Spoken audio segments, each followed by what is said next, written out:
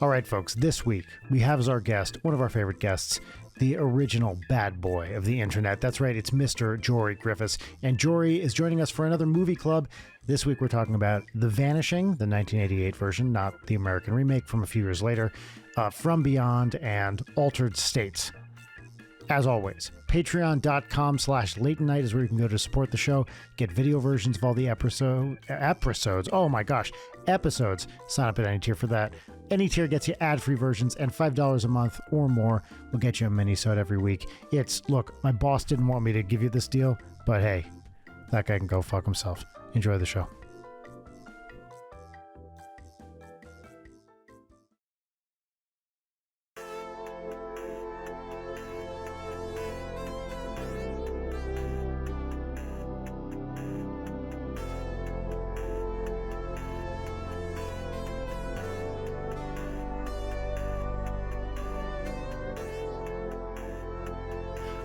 We have to start off by toasting because this is a rare evening recording session.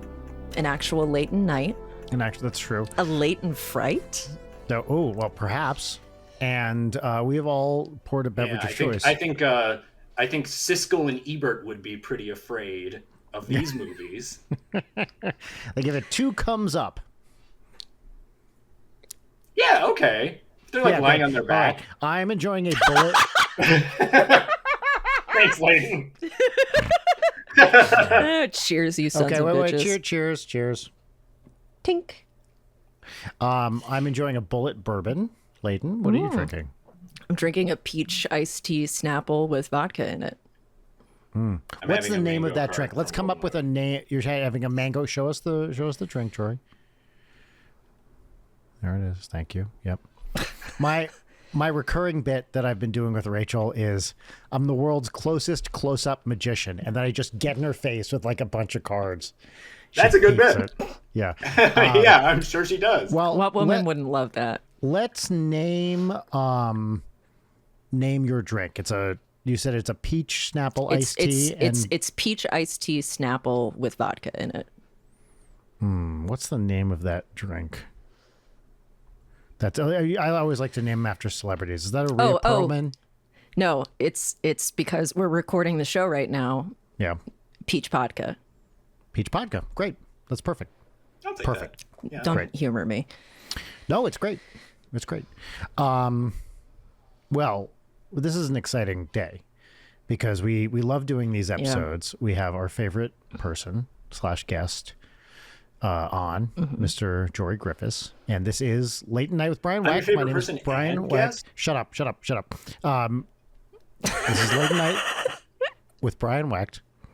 My name is Brian Wack. Sitting across from me, we have Layton Gray. Say hi, Layton. Hi, that's me. And we already introduced Jory, so forget about him. Yep, doesn't need to say anything else. And I can't stand this. I hate being mean to him. The listener doesn't know, but we've been coming at him like pretty heavy prior Not to me. It was mostly just you. Cruel and unreasonable. I'd say cool Don't and unreasonable. Even try. You know what? My shirt is about to be real appropriate. What is it? I can't see it. You're too small on my screen to read this. You have to read it, Layton. Well, go full screen, you bastard. No, baby. And then is it a cigarette ad? See, even Jory can't read it. It says, no, baby, I would never gaslight you. Oh. Joel, do you want to get into it? Should we? Jumping into it. Yeah. Well, okay, hold on. Can I really quickly say the thing I was going to say? Can I have a voice here, please? Yes, no. please. I was going to say, we love you and we accept you. No, we don't. Thank you, Jory. I appreciate that, and I will try to embody that grace and acceptance in our recording tonight. And that's all. I can't promise to be a perfect man by the end of this show, but I can promise that I will have tried to be a better man. Does this make me look like David Bowie? Nope. Anyway. So wait, Layton, we should introduce this conceit because we've been talking about it on our Discord and our text thread and also on our mini-sode where both of us just badly wanted to talk about the movies, but we couldn't. So we're doing another movie club. Previous movie club, it was just me and Brian talking shit about Body Double, Joker Folie à Deux, and what the fuck was the third movie we watched? Heretic. Heretic, right. Yeah, I forgot that existed. For me, So we're doing- like, sincere opinion about that movie, like a quarter of a pretty good movie. I really enjoy about 25% of that one. I agree with you. Is it the first 25%? Yeah. Yeah. So we're doing that again because Brian told me to watch the movie From Beyond and then would not stop telling me to watch it. And I figured I might as well exploit our friendship for content. And so we picked two other movies and roped Jory into it. So the three movies that we watched independently of each other And have not discussed yet. And have And not have talked not about discussed. on purpose. Have not discussed. From Beyond, The Vanishing, 88. And- Not the American remake, the original. not the American remake, and Altered States. Those are the three movies that we watched, but I also watched a bonus extra credit movie that I thought Jory was also going to watch, which is the American 90s remake. remake. Yeah. of To The phrase it Vanishing. like it was a betrayal. I've been busy. I ran out of time. I watched an extra credit movie too, which Leighton and I talked about. I watched The Brood for the I've first also time. never seen The Brood, so I can't It's- really recommend it. It's fine. Yeah, as I told Brian, it's the most divorced movie of all time, which is true, but it's also like it's Cronenberg, so it doesn't really make sense and has some cool stuff in it, but doesn't ultimately come together. Well, watching it, I was like the bored. That was a real like Norm Macdonald style joke there. But it's also Thank you. like an acronym joke, because usually those are like homophones. And I really like that it's more like the letters in the word have been rearranged. Like it doesn't Thank it you, didn't Jory. really scan to my brain at Yeah. first. I love it. Thank you. Thank you very Yeah. much. I appreciate that. Yeah. Speaking of which, this is important. So, those of you who saw the NSP show, of which you are too, will note that we did a Of three. corn thing. We played "Freak on a Leash" by the band Korn, and while I shoved corn in my pants. And did you know that there's a member of Korn whose name is Brian Welch? Oh, wait, is that Monkey? It is, yes. Yeah, I forgot his name was pretty similar to yours. That's We wild. share, and it's the same Brian spelling, it's with an I, the correct way, and we share 4 out of 5 letters in our last name. And those 4 letters appear in the same order. If you take my T and move it in the middle of the word and you rip off the little cross, you get Brian Welch. Yeah, that's crazy. Isn't that crazy? So if you Yeah. make my name, if you move it to the middle and then make it unholy by removing the cross, you get a member of Korn. Pretty sick, right? Brian, have you considered writing like a mystery, like a layered mystery thriller, starring a person who's definitely not you, solving these kinds of dastardly riddles? I have actually. Yeah, They get Brian Wecht. increasingly masturbatory Except- and narcissistic as they go along. How about this? But the character name is Brian Wecht in quotation marks. I like it. Brian Wecht went outside. It was a gross day. What if it was just the defendant? Oh, I like I feel that. like Yeah. so many novels could be made better if the protagonist's name was just replaced with the defendant. It's like a court transcript. Yeah. Yeah. Oh, I see. I thought it was like they were just like preparing for a mounting legal case once the allegations were released. Which is how I think about most media Allegations. these days. Yeah. Yeah. Speaking of, actually, this maybe has nothing to do with court, but I was thinking just this week, you two, Leighton, you're definitely too young to have You remembered too? when. Oh, well. You talking you two to me shirt? Wow. Yeah. Incredible. George, do you remember when Indecent Proposal was like a big deal, or are you also too young for this? No, I remember that. Is there any world in which that movie gets made today? And is it so? For those of you who don't know, Indecent Proposal was a scandalous movie because a rich man offers a couple was $1 million to sleep with the guy's wife, and Yeah. it's a big deal. no world today would someone be like, nah, I'm not doing that. I think pretty much everybody would be like, $1 million to fuck? Hell yeah. Absolutely. Yeah. Following the sword. Well, yeah. And also, like, essential to the narrative of that movie is, like, the dialogue. Because what actually happens in the movie is that they switch beds at night when their wives are sleeping, so they don't know that they have switched. Yep, I'm familiar with it. Yep.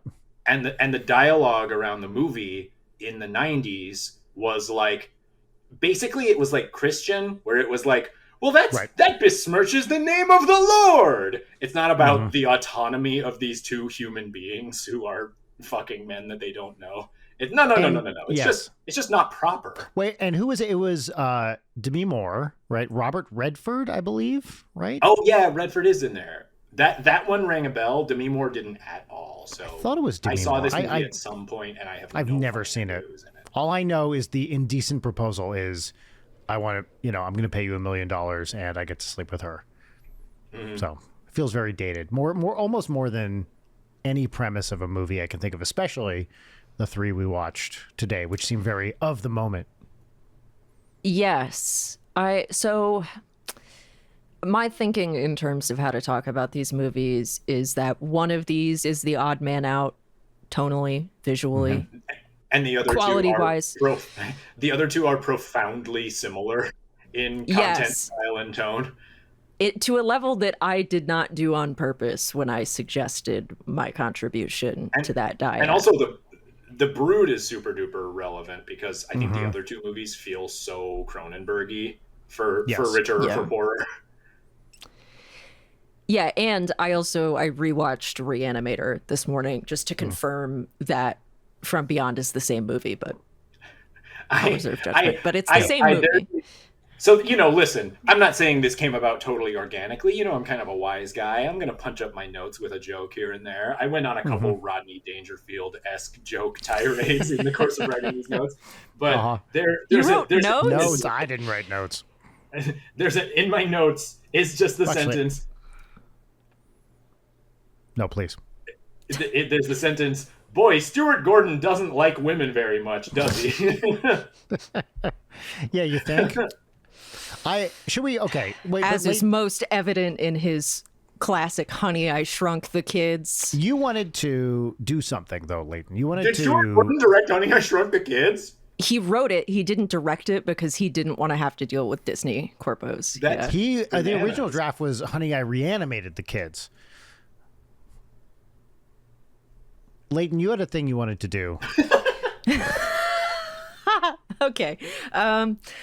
So a thing that I thought while I was sitting here being excited for this discussion was, I bet we could probably accurately guess what each other's rankings were. I think the only complication is that, as stated, one of these movies is on a different tier. And is that ranking most enjoyed or like best?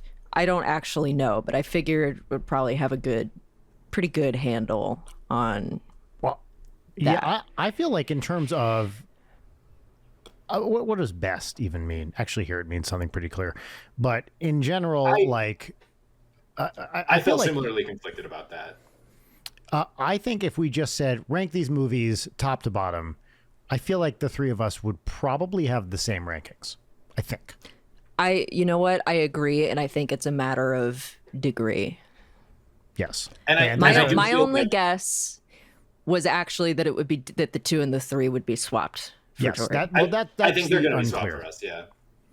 Okay. And I feel like for me, Speculoos is definitely like apples and oranges with the other two. It's I'm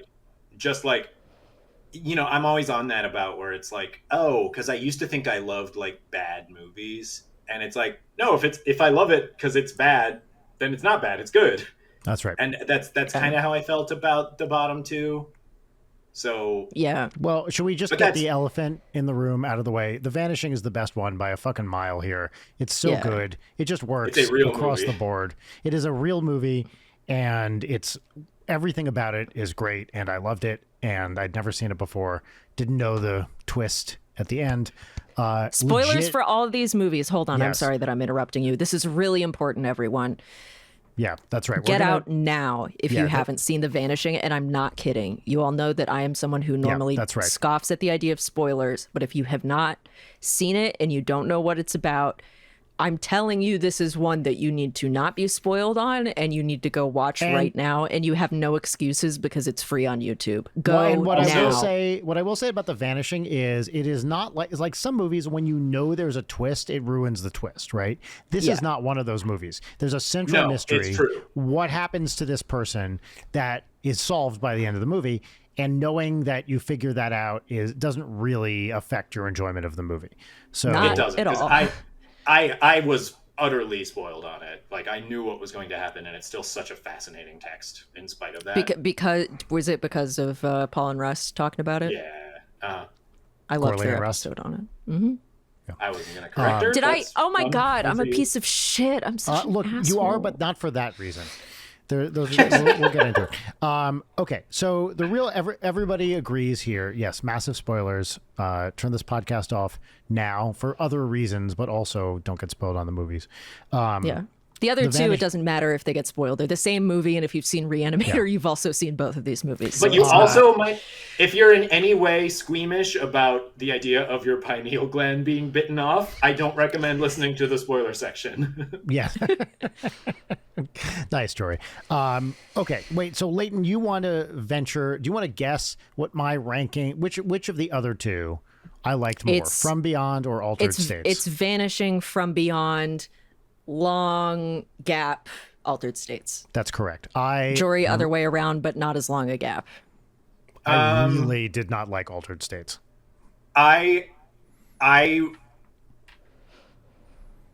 Stuart Gordon is tough. I have a soft spot for Reanimator, but I find his movies gross in the bad way. And I enjoyed From Beyond a lot, but I found it gross in the bad way. And there's definitely a big gap between Altered States and it for me. Interesting. Clocked. All right. Leighton. Yeah, you really did. Now, given that you recommended Altered and States, and also, Jory, it was for that exact reason. But I'm curious. You are woke. It's like he respects women. He respects women too much to like this as much actually, as Brian Jory, and I do. Can you please, congrats on being woke, can you file your paperwork so I can send you your merit badge? What's the image on the merit badge? My sash is getting dusty. Now, all of my biggest bullies and the most abusive adult men I've ever known, who were my Boy Scout coaches, are going to be so proud of me for finally getting another badge. God. I could tell you Boy Scout stories. They're all fine now, though. Hold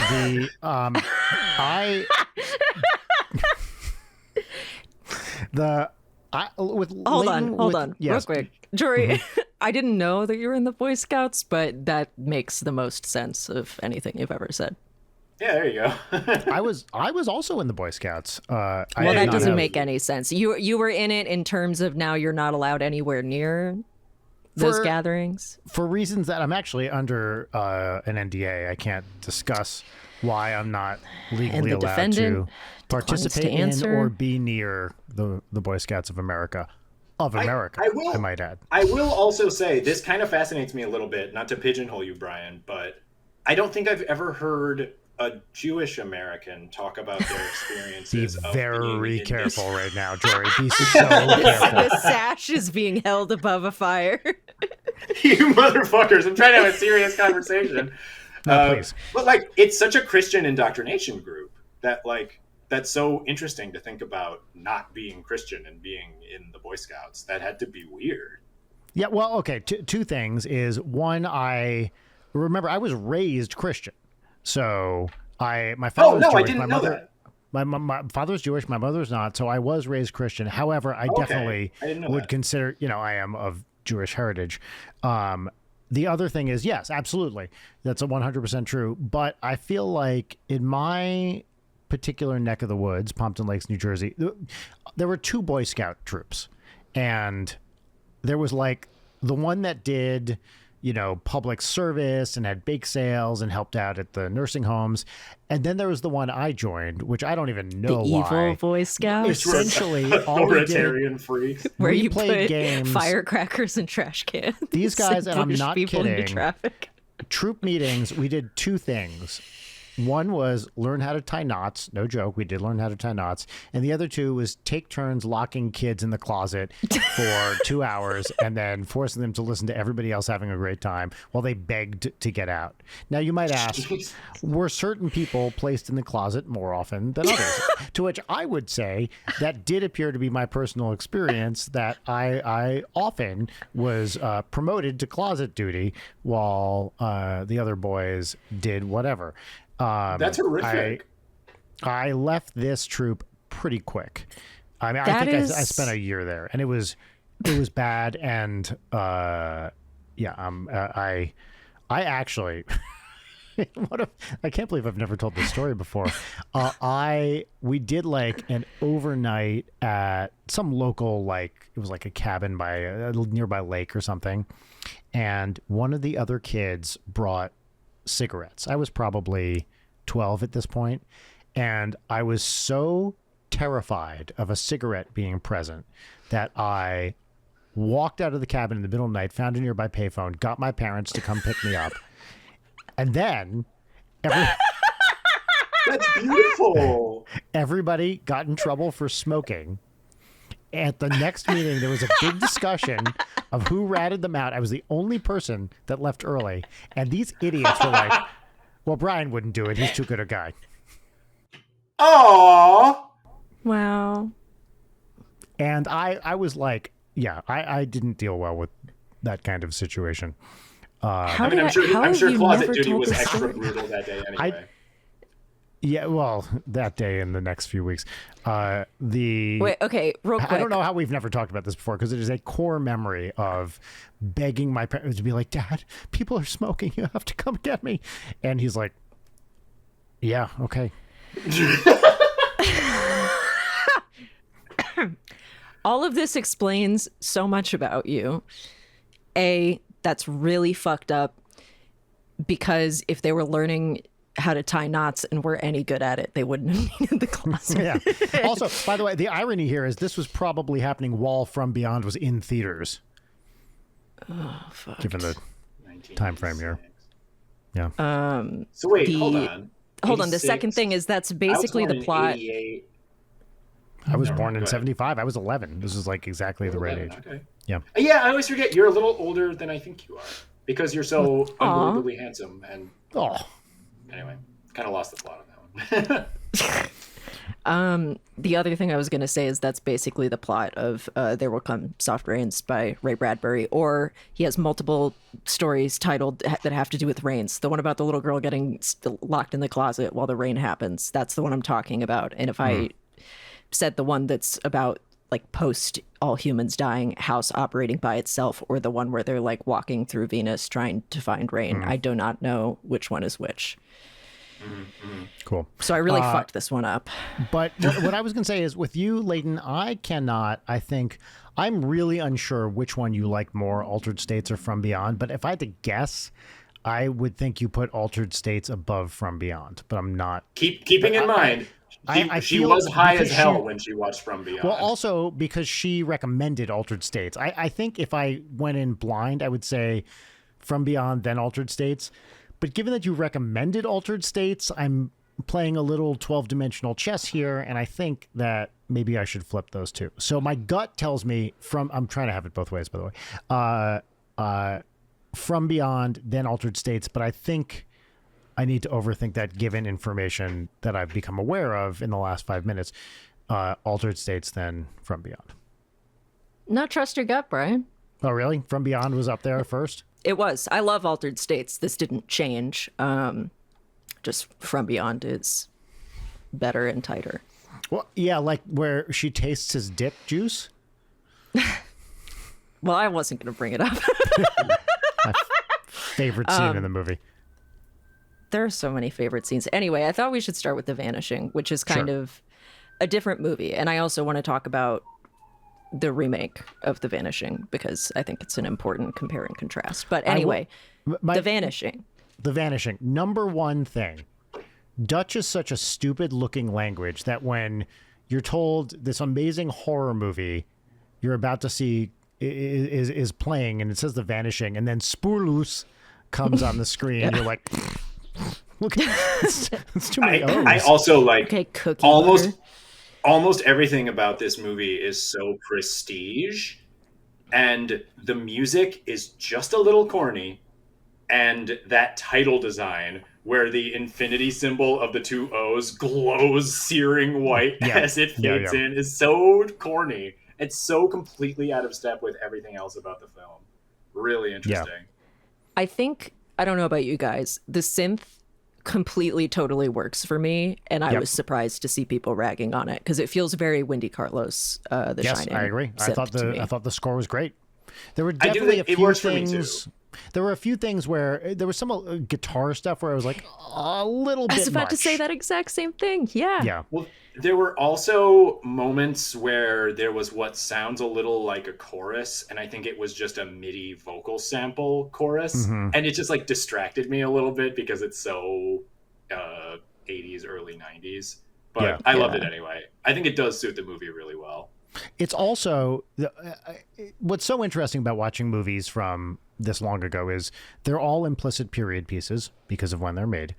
And watching there is a jankiness to a European movie from the 80s that looking at it now, 40-ish years later, having sort of a janky score, I think accentuates that in a nice way. Whereas maybe at the time it was a little bit different when you looked at the thing and it looked modern. Well, it also to me feels like it makes it feel more like a contemporary independent film where whether it's a limitation of budget or a stylistic choice, it does feel kind of intentional. Whereas I have to wonder if that movie was made now in the Netherlands, would it be like an obnoxious, everything's very digital, all color graded cyan and orange? Like, would they be pushing to make it look more, luxe? But I think the tone and vibe of it work perfectly with the lighting is just so naturalistic throughout and so beautiful. Like the sequences in the tunnel going out into the light, which that image they repeat. It looks so great. So up front, we should summarize what the movies are to the listeners who do not care about actually watching the movies. Good idea. The Vanishing is about a couple who are on holiday, Rex and Saskia. They're going on a little cycling holiday, and they stop at a gas station to hang out and get some drinks. They've just had a bit of a tiff. And then because he does something insane. He does something insane and is 100% emphatically in the wrong. And I think this movie would be less interesting if he wasn't extremely wrong in this instance. But Saskia disappears. And then 3 years pass. The titular vanishing. 3 years pass, and Rex is obsessed with this disappearance, can't move on, and then he starts being taunted by the man who presumably took Saskia and is kind of on a quest to find him and find out what happened to Saskia. Yep. So that's a fair summary. And should we spoil the twist right here or get to that when we get to it? Let's build up to it like the movie. I think so, yeah. Watching it, I was very ready for, as they're having that fight in the tunnel, I was fully ready for the movie to make the move that Rex's last memory of Saskia would be her crying angry at him. Mm-hmm. And I thought it was very interesting that they had them overcome that and kind of make a difference. And then for them to actually have a very sweet romantic moment before she goes off. Yeah. And also that there are multiple will she, won't she disappear moments through that opening sequence, which makes it extremely compelling. I was fully expecting him to get back to the car and have her just be gone. Absolutely. So what he does, what we should say, is the car stalls in a tunnel, runs out of gas, and she told him it was going to run out of gas. She told him it was going to run out of gas. She was very clear. He's like, you just don't understand gas, baby. And then it runs out of gas. He sounded a lot like the Big Bopper when he said it. It was really weird. Wake up with your gas, baby. But Jory, that's a Dutch accent. That's what you're forgetting here. So he has to go get gas, or someone does, and she is terrified because they're in a dark tunnel, and he just fucking walks. He just leaves the tunnel. She's trying to find a flashlight, the rational thing, and he gets pissed at her and leaves with the gas can, and it's dark, and like a big truck comes by. She's afraid they're going to get run over. It does feel like a deliberate like symmetry when we see him interacting with his girlfriend whom he meets after Saskia disappears, that he's like similarly kind of obnoxiously like self-centered with his own perspective and things like that. Like it feels very intentional in a way I like a lot. Yeah. And I think something that's important to note that is especially apparent in comparing with the remake that I think I'm going to have to compartmentalize to talk about after we finish talking about the Vanishing proper. But like the girl who plays Saskia is so good.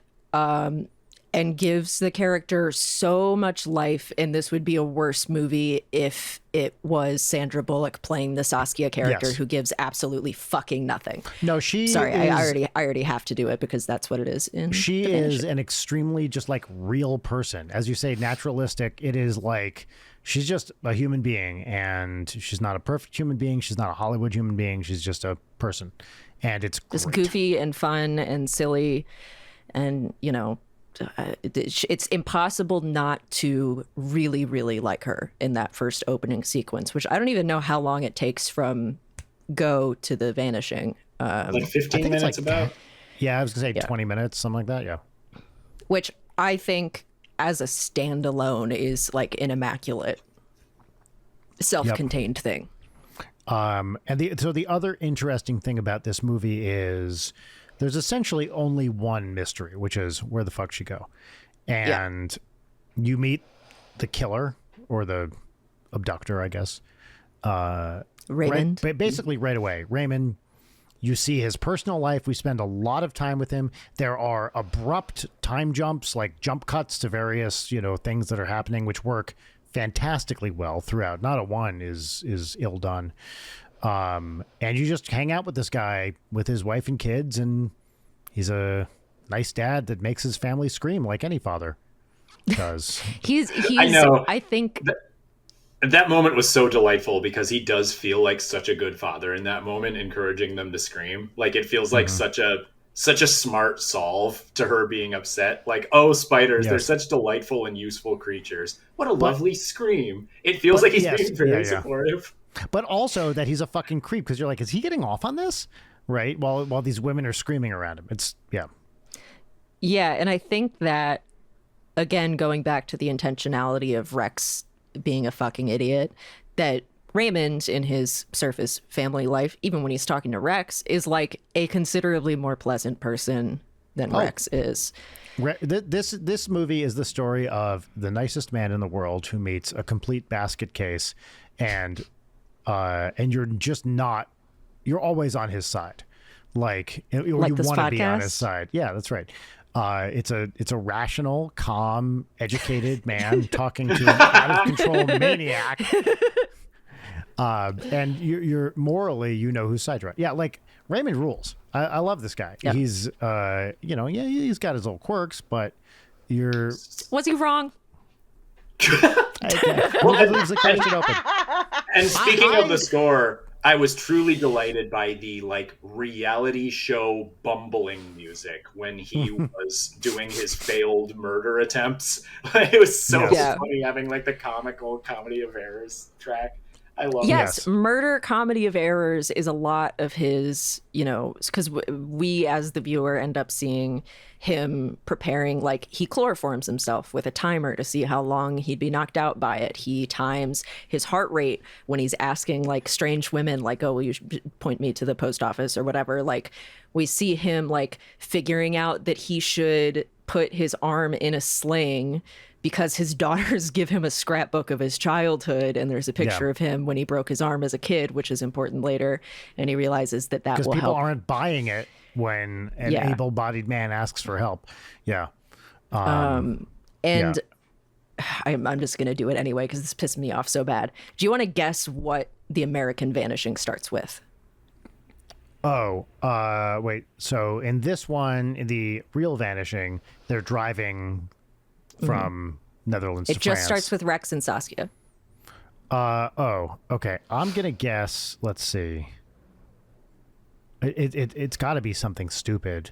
I'm gonna say, is he teaching a class? Is Raymond teaching a class? Maybe it starts with him in the middle of a lecture on formaldehyde or something. That's not bad. if we're talking about it totally undermining the narrative of the original movie, does it start with the Sasuke analog underground trying to get out and then get back from good, there? Jory. Very good. Yeah, that's right. Well, it starts with Jeff Bridges as the Raven character chloroforming himself. That's what the movie starts with none of the bumbling mishap music, and also he's doing a bad job, and also he is playing him like Hannibal Lecter, not in Silence of the Lambs, but in Red Dragon and Hannibal levels of intentionally creepy. And it completely kills the entire character and everything that is happening with that character, because he's just being creepy. All the stuff with his family, he like intentionally gets his daughters to open a picnic basket to see the spiders and like really relishes and scare. It's not like a fun, like the family's having fun moment. And weirdly, that was just one of Jeff Bridges' home movies. Like that wasn't even filmed. He just submitted that. Yeah. Yeah, Bo comes over partway through it, and they just have a personal conversation. They talk about Tron. Yeah. Yeah, that's really funny how much that totally undermines what makes that character interesting on like a basic level. That's really weird. Yeah. Well, I think the thing that's ultimately really fascinating about the American remake is because it's the same director. This could have been a Michael Haneke making funny games and then making shot-for-shot funny games, which is a better movie in every single way. IMO is a big Haneke dick writer. I think that the remake is better. This is George Sluizer? How do you want to say? Schweizer? I don't know. Schweizer. It's him remaking his own movie, but word of God, he knew American audiences wouldn't buy it. And so he makes his own movie infinitely worse in every way out of sheer contempt for the American audience. And it's so insulting that I kind of have to respect it, but also like, what's happening in your head as you do this? Like, you made one of the best, if not the best, thriller of all time, and now you're making the terrible version of it that actively undermines itself, tacks 15 minutes on to the ending that completely changes the story. And also there's like I'm gonna write a book about this subplot, and also the girlfriend saves him at the end. So I do have to think that the whole time George has to just be like, these fucking American pigs, they'll eat up any slop that I shovel to them. Like, I did read about the remake, and all I could think was the player when I read about the remake. The scene at the end where he like saves her from the gas chamber. It's like a big, or someone gets saved from the gas chamber. Basically, they totally sell out the ending of the original. And he said, sorry, I'm late, honey. Traffic was a bitch. The American remake of The Vanishing. I think I would have liked that at the end of this one. Yeah. This one has 15 minutes of ending that completely changes the story. Then the scene from the end of the ending is. We have to say what the ending is Hold before we talk about on. the ending. Okay. Jesus Christ. Call me hysterical. I dare you. Can I text it to you? Sure.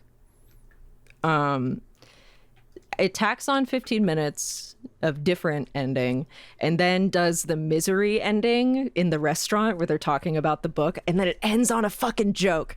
It's crazy.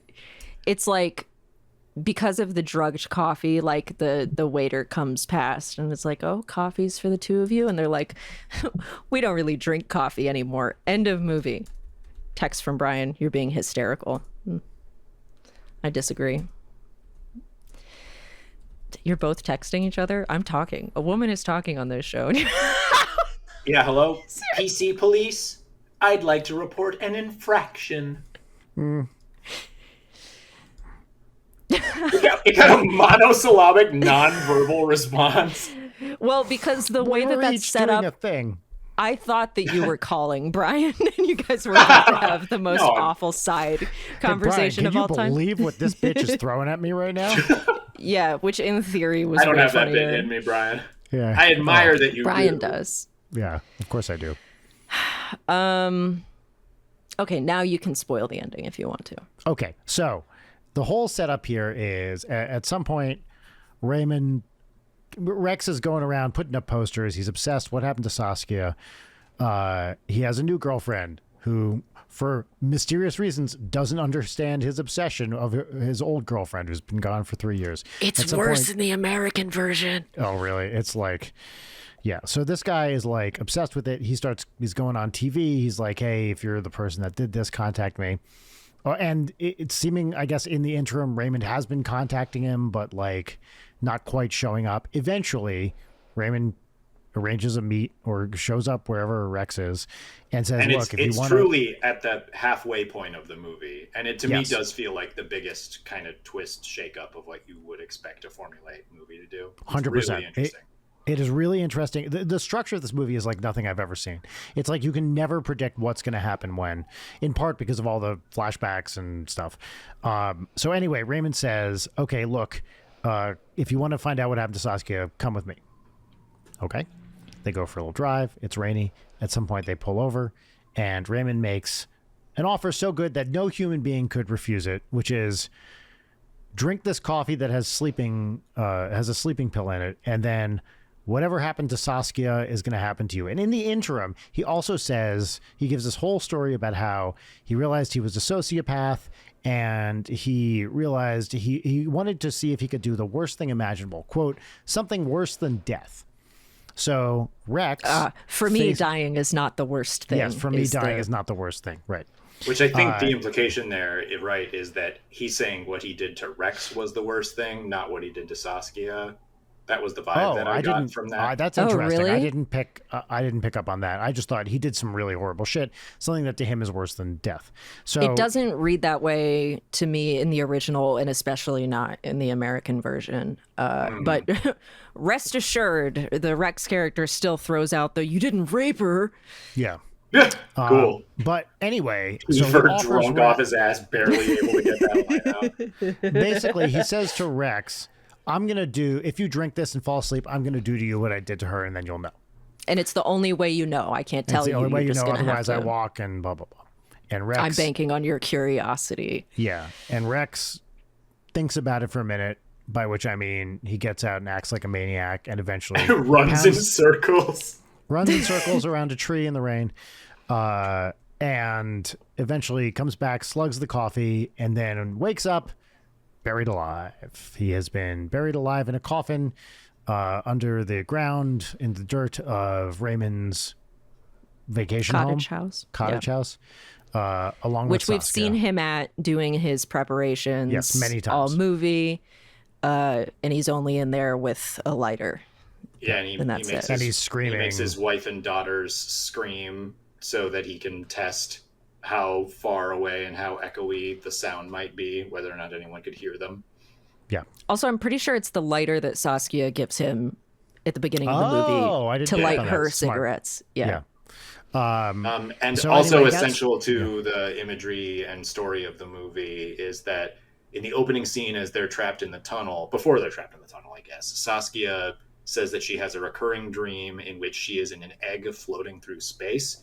And there's this image of 2 golden eggs, and she fears that if the 2 eggs should ever meet, it will be the end of something. And then throughout the movie, there's recurring imagery related to the 2 eggs. Rex at one point says that he has started having basically the same dream. Yeah. And throughout the movie, they keep using the images of headlights in the dark to kind of evoke that. And I think it's really effective and really haunted.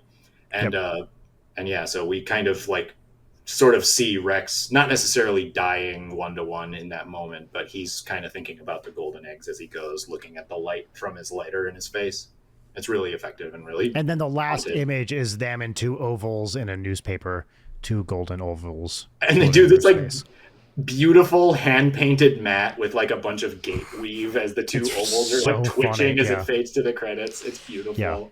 Yeah. And the book that The Vanishing is based on is The Golden Egg, which I have not been able to find a copy of because I really want to read it.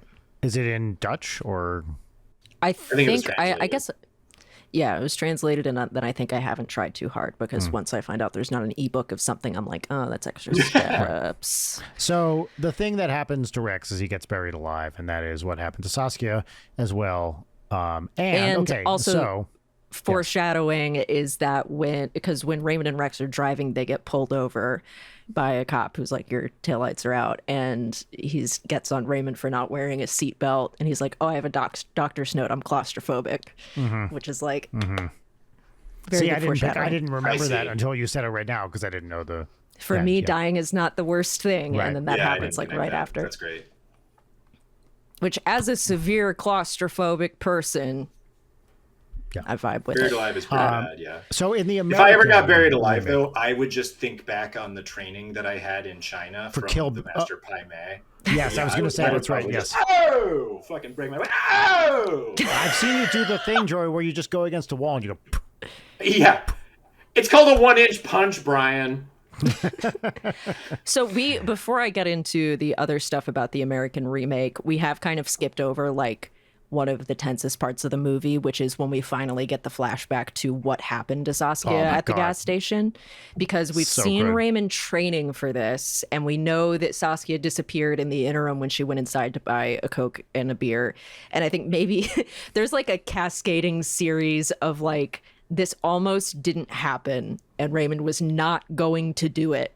And then Saskia, being a sweet person, is trying to like get change to buy her drinks for her boyfriend. Keeps giving him a million opportunities to like because she sees the keychain that he has that his daughter gave to him, and she's trying to like speak her limited French to say that she wants to buy one, and he lies and says that he sells them, and that's how he gets her to his car. And she hesitates before getting in, and the only thing that gets her in at the end is she sees the picture of him with his family. Yep.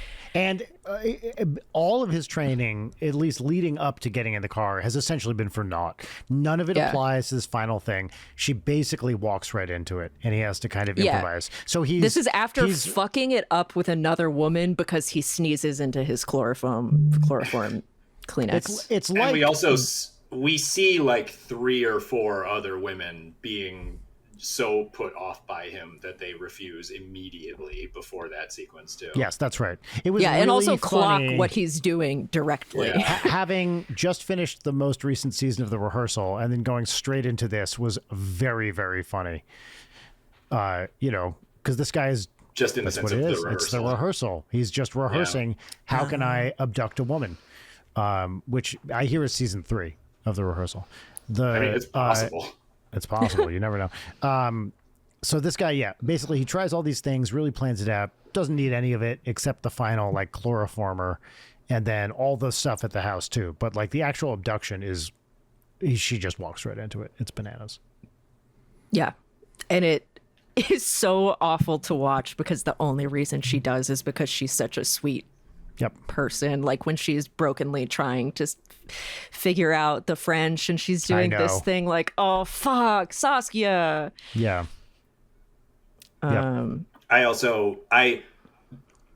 How procedural the first like 20 minutes of the movie is really, really delights me, and how like truly, as y'all said, it's like the movie is just giving you a million different things to be suspicious of and worried about.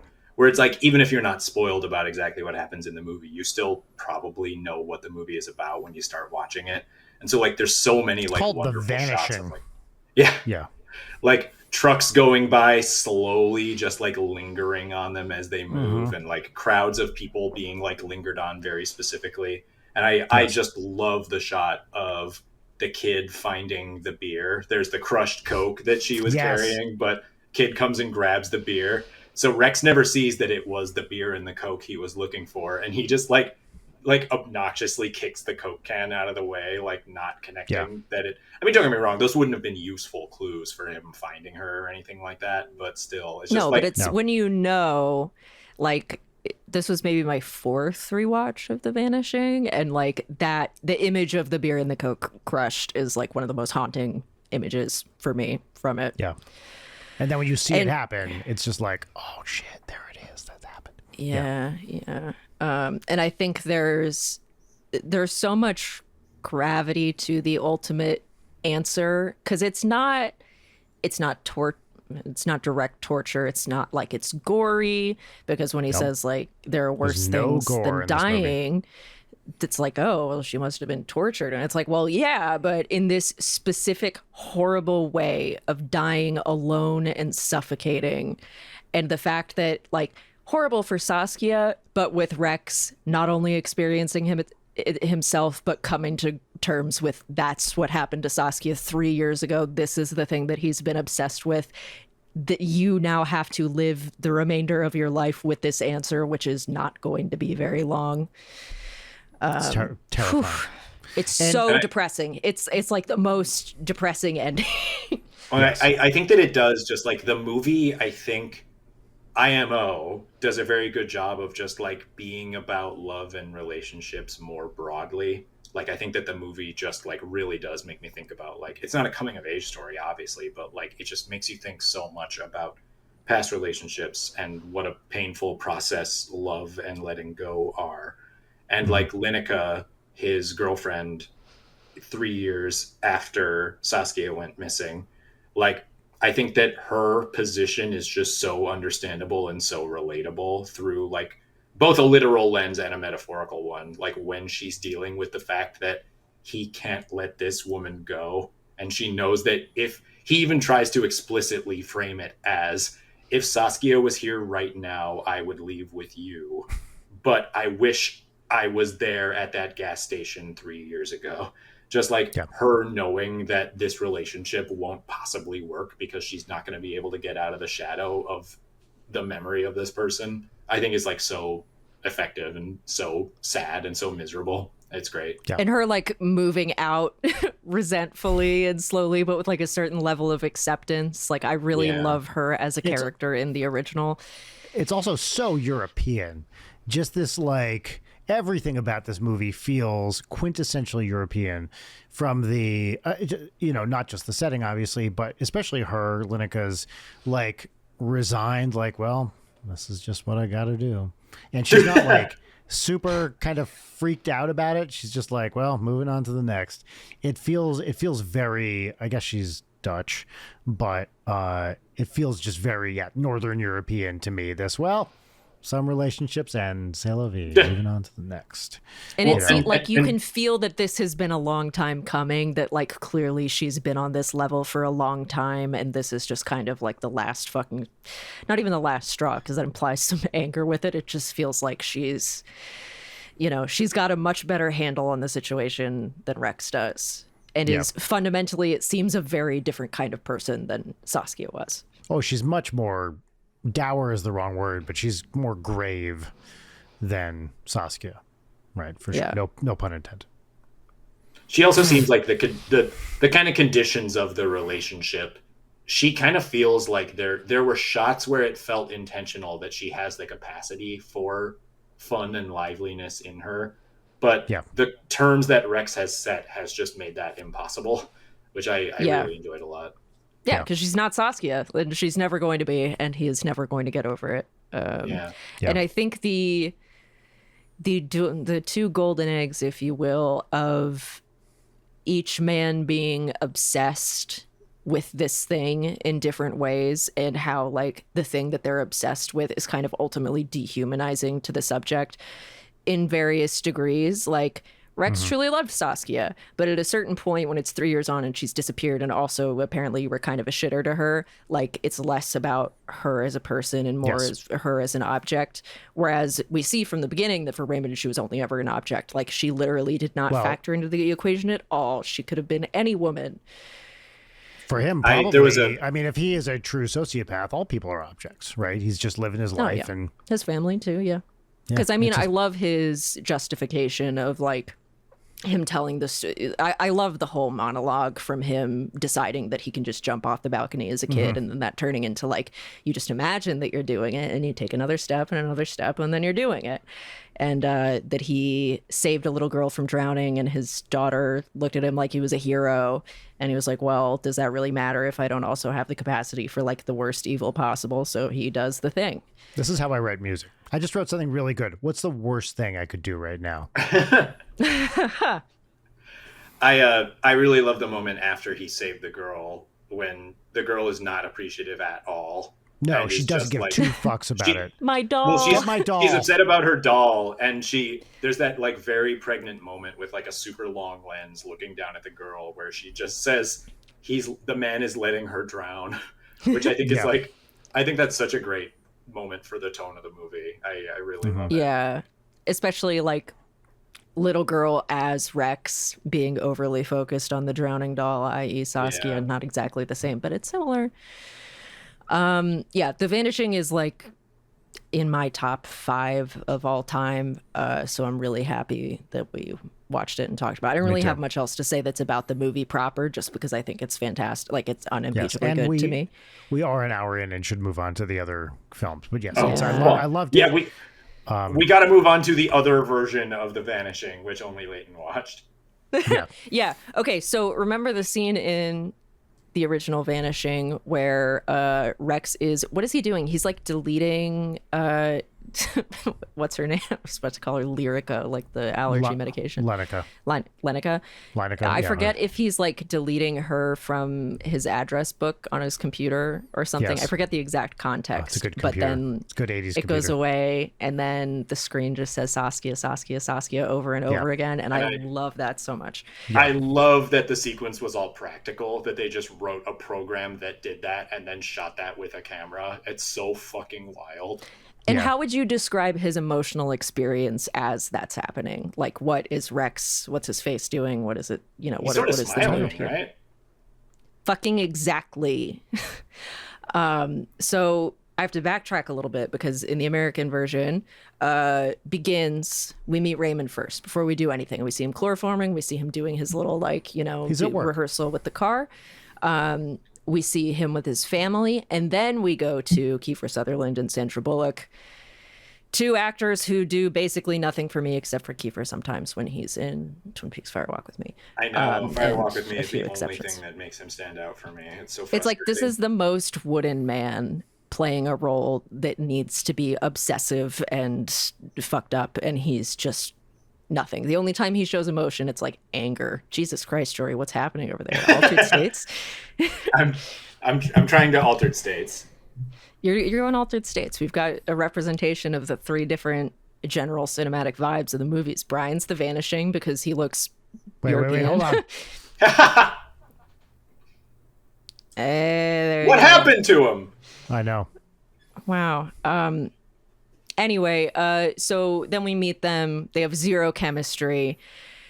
She disappears. And then we jump to, like, we get the whole back, like, the story. Vanishing HQ. Vanishing H2O.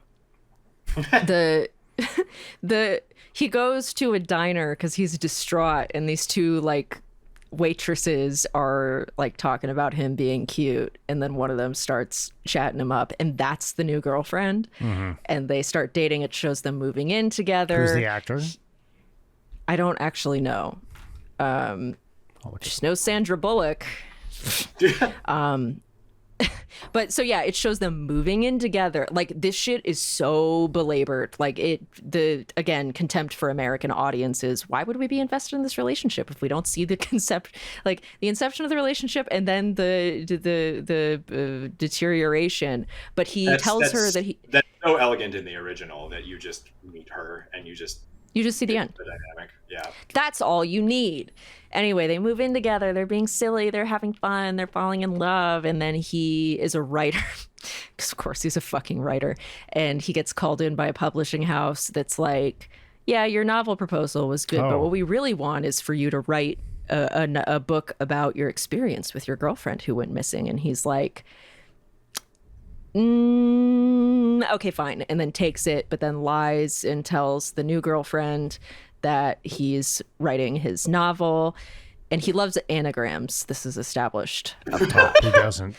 He has anagram books all over his room when they're moving. She's like, gee, you sure do love your anagrams. And so he's writing it on the computer. And every time she comes in, she's like, what are you working? Are you working on your novel? And he's like, yeah. And then logs off. And then he's away at some point. And she like sits at his computer and it's encrypted. And she has to do a password. And so she tries like her name, variations on her name, variations on Sasha. Nancy Travis is the actor. the Saskia character is named Diane Shaver. And so she remembers that he loves anagrams. And so there's this long sequence of her with a pad of paper writing out like Diane Shaver. And eventually, this takes way too long. Then she pulls it down to R vanished. And then types it in, and that's it. And she scrolls through, and it's... Oh my God, Shaver. Are you fucking kidding me with that? R vanished isn't even grammatically correct. That's so No, it's not. Why would it be that? But there's like 2 pages of her reading out loud this like, she's like, oh, it's a children's book. And then she gets to the 3rd page and it's just like, I can't keep lying to her. I think about Diana every day. Like, it's not even, it's just the most straightforward. And then she goes and busts him because he's been pretending that he's going to some military thing when really he has a motel room that's covered in Saskia posters where he's like running his command post. And then she shows up there to dump him and then moves her stuff out. And as she's moving her stuff out while he's in the hotel room, we see it's Raymond. He's in the house watching her pack up, and there's like the implication that he's going to take her, but then he doesn't. But she records something on the Rex character's answering machine that's like, Diane Shaver no longer lives here because such and such is a fucking piece of shit asshole. And then he comes home. They have like a bit of a, drawing room farce. They sort of pass each other. And then Raymond only shows himself. Everyone's bored listening to me talk about this, but this is really important how bad this is. I'm very engaged. Shut up. And sorry. Then Raymond comes out only to talk to the Rex character. But then when the new girlfriend, whatever the fuck her name is, calls the answering machine to hear the outgoing message, she hears the confrontation Rita Baker, excuse me, where Raymond, Barney. Is that an anagram of rutabaga? No, wait, it's a homophone of rutabaga. We were just talking about this. Sorry. That's true. What's the best anagram? Hold on. Keep going, Raiden.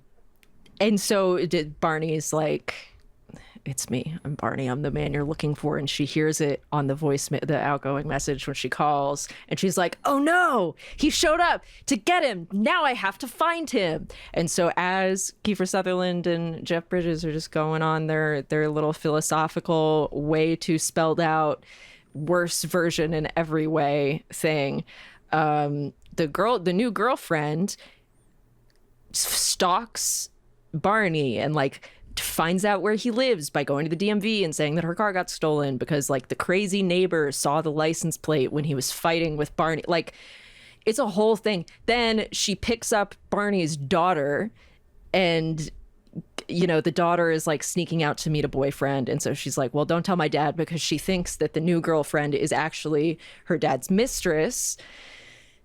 And so she ends up finding where the cottage is, and we do the ending of the original Vanishing, which is him waking up in the coffin. But the movie doesn't end. There's like 15 more minutes, which is we then come to the new girlfriend coming to the cottage and attempting to rescue him, and then she gets into this, generic slasher chasing girl battle of wits and fighting. Which I feel like the Raymond character maybe would literally not do if confronted. Yeah. Like, I feel like he would not fight. Yeah, well, he's been playing a blatant creepazoid this entire movie, doing a voice I can only describe as every single SNL cast member's impression of Lorne Michaels. It's bizarre.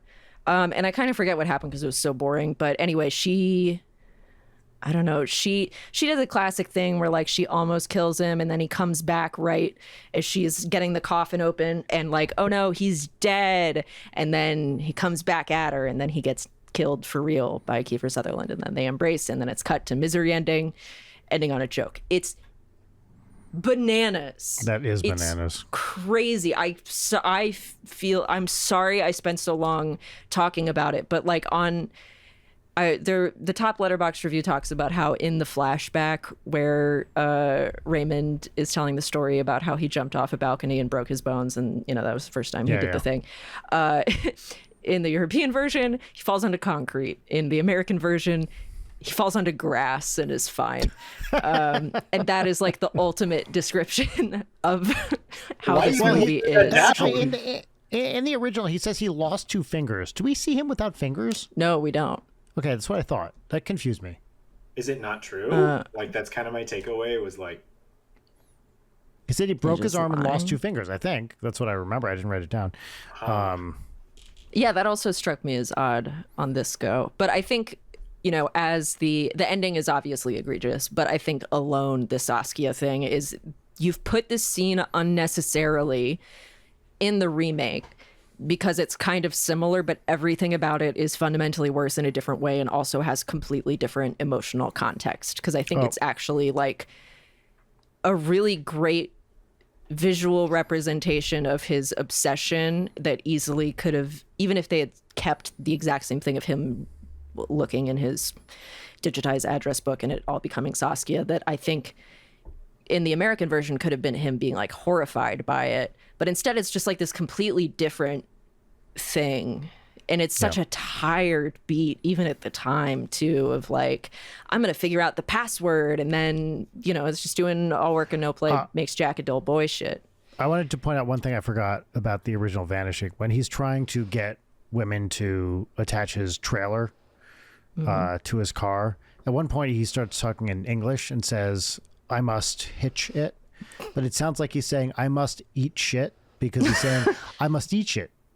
Because he's speaking with his French accent. And he practices speaking English, too. That's right.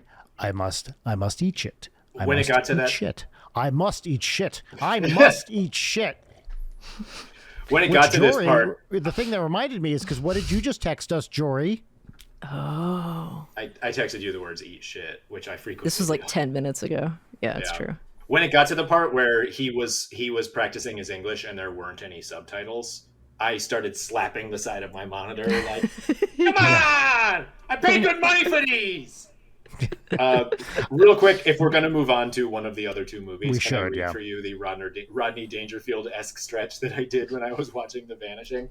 Of course, Jory, need you ask permission? That's why you're here. This was during the part when Rex is in Raymond's car. I wrote, talk about the road trip from hell. And I thought my last family vacation was bad. What's that sign? Next up, Euro Disneyland? Can we stop, Raymond? Can we stop? But for real, this drive was even more awkward than the drive home from O.J. Simpson's house. Don't ask me what that means. What? Too soon? Lord, I'd rather be buried alive than keep having this conversation. Do me a favor and chloroform me now, why don't you? I have one quibble with that. I think you're doing Dennis Miller, not Rodney Dangerfield. Yeah, I guess it's more of a Millerian riff, but yeah, I'm thinking more of the angry. I like it a lot. Rodney energy. Thank you. Yeah, that was very funny. I think you did a great job. What else could be said? It's a great movie. I highly recommend everyone watch it. Even if you just got spoiled on it, it really doesn't take away the it's impact, so well done. But it's different when you don't know. That sounds like an awesome experience. Well, I mean, I guess I should have said, since I didn't know. I was trying to guess. I was like, what did he do? I figured she had been tortured somehow. Like, the buried alive thing was not, it was not even, that wasn't on my bingo card for 2025. Exactly. Like, that's what's so great about it, because it's like the worst way to die that you would not have guessed, even been in your top 20 guesses for what I did. I will say, for the experience of being completely spoiled on it and watching the movie, there is just like a slow rolling inevitability to like, just like, you know, I mean, I don't know, Brian, if you thought there was a chance Rex was not going to die at the end of the movie, but I thought there was a little, I mean, she never came back. Like, what are the options here? It's worse than death. It's not living like a queen in Versailles or what, you know, it's like she's pretty clearly That's not a French alive. thing. Yes. Oh, actually, you know what I thought? I thought there was a significant chance that she wasn't dead. She was just like prisoner in a basement somewhere and was being kept alive and like, you know, like, just on the brink of death for, like exactly. For years. But yeah, watching it being completely spoiled, it's just like, I think it just takes on a fascinating new layer where like Rex has, as you said, she didn't come back. And so when he's making the choice to drink the coffee, it's like he's so obsessed with the ghost of her. And again, as you said, Leighton, not her as a person, just the memory and the question of what happened to her, that he's just like pretty much ready to die rather than not know in that moment. I think that's so effective. Yeah. I agree. Yeah, and I think knowing what happens, it does become increasingly more claustrophobic as it comes on, which works great with what it actually is, you know, that the structure of the movie becomes increasingly confined.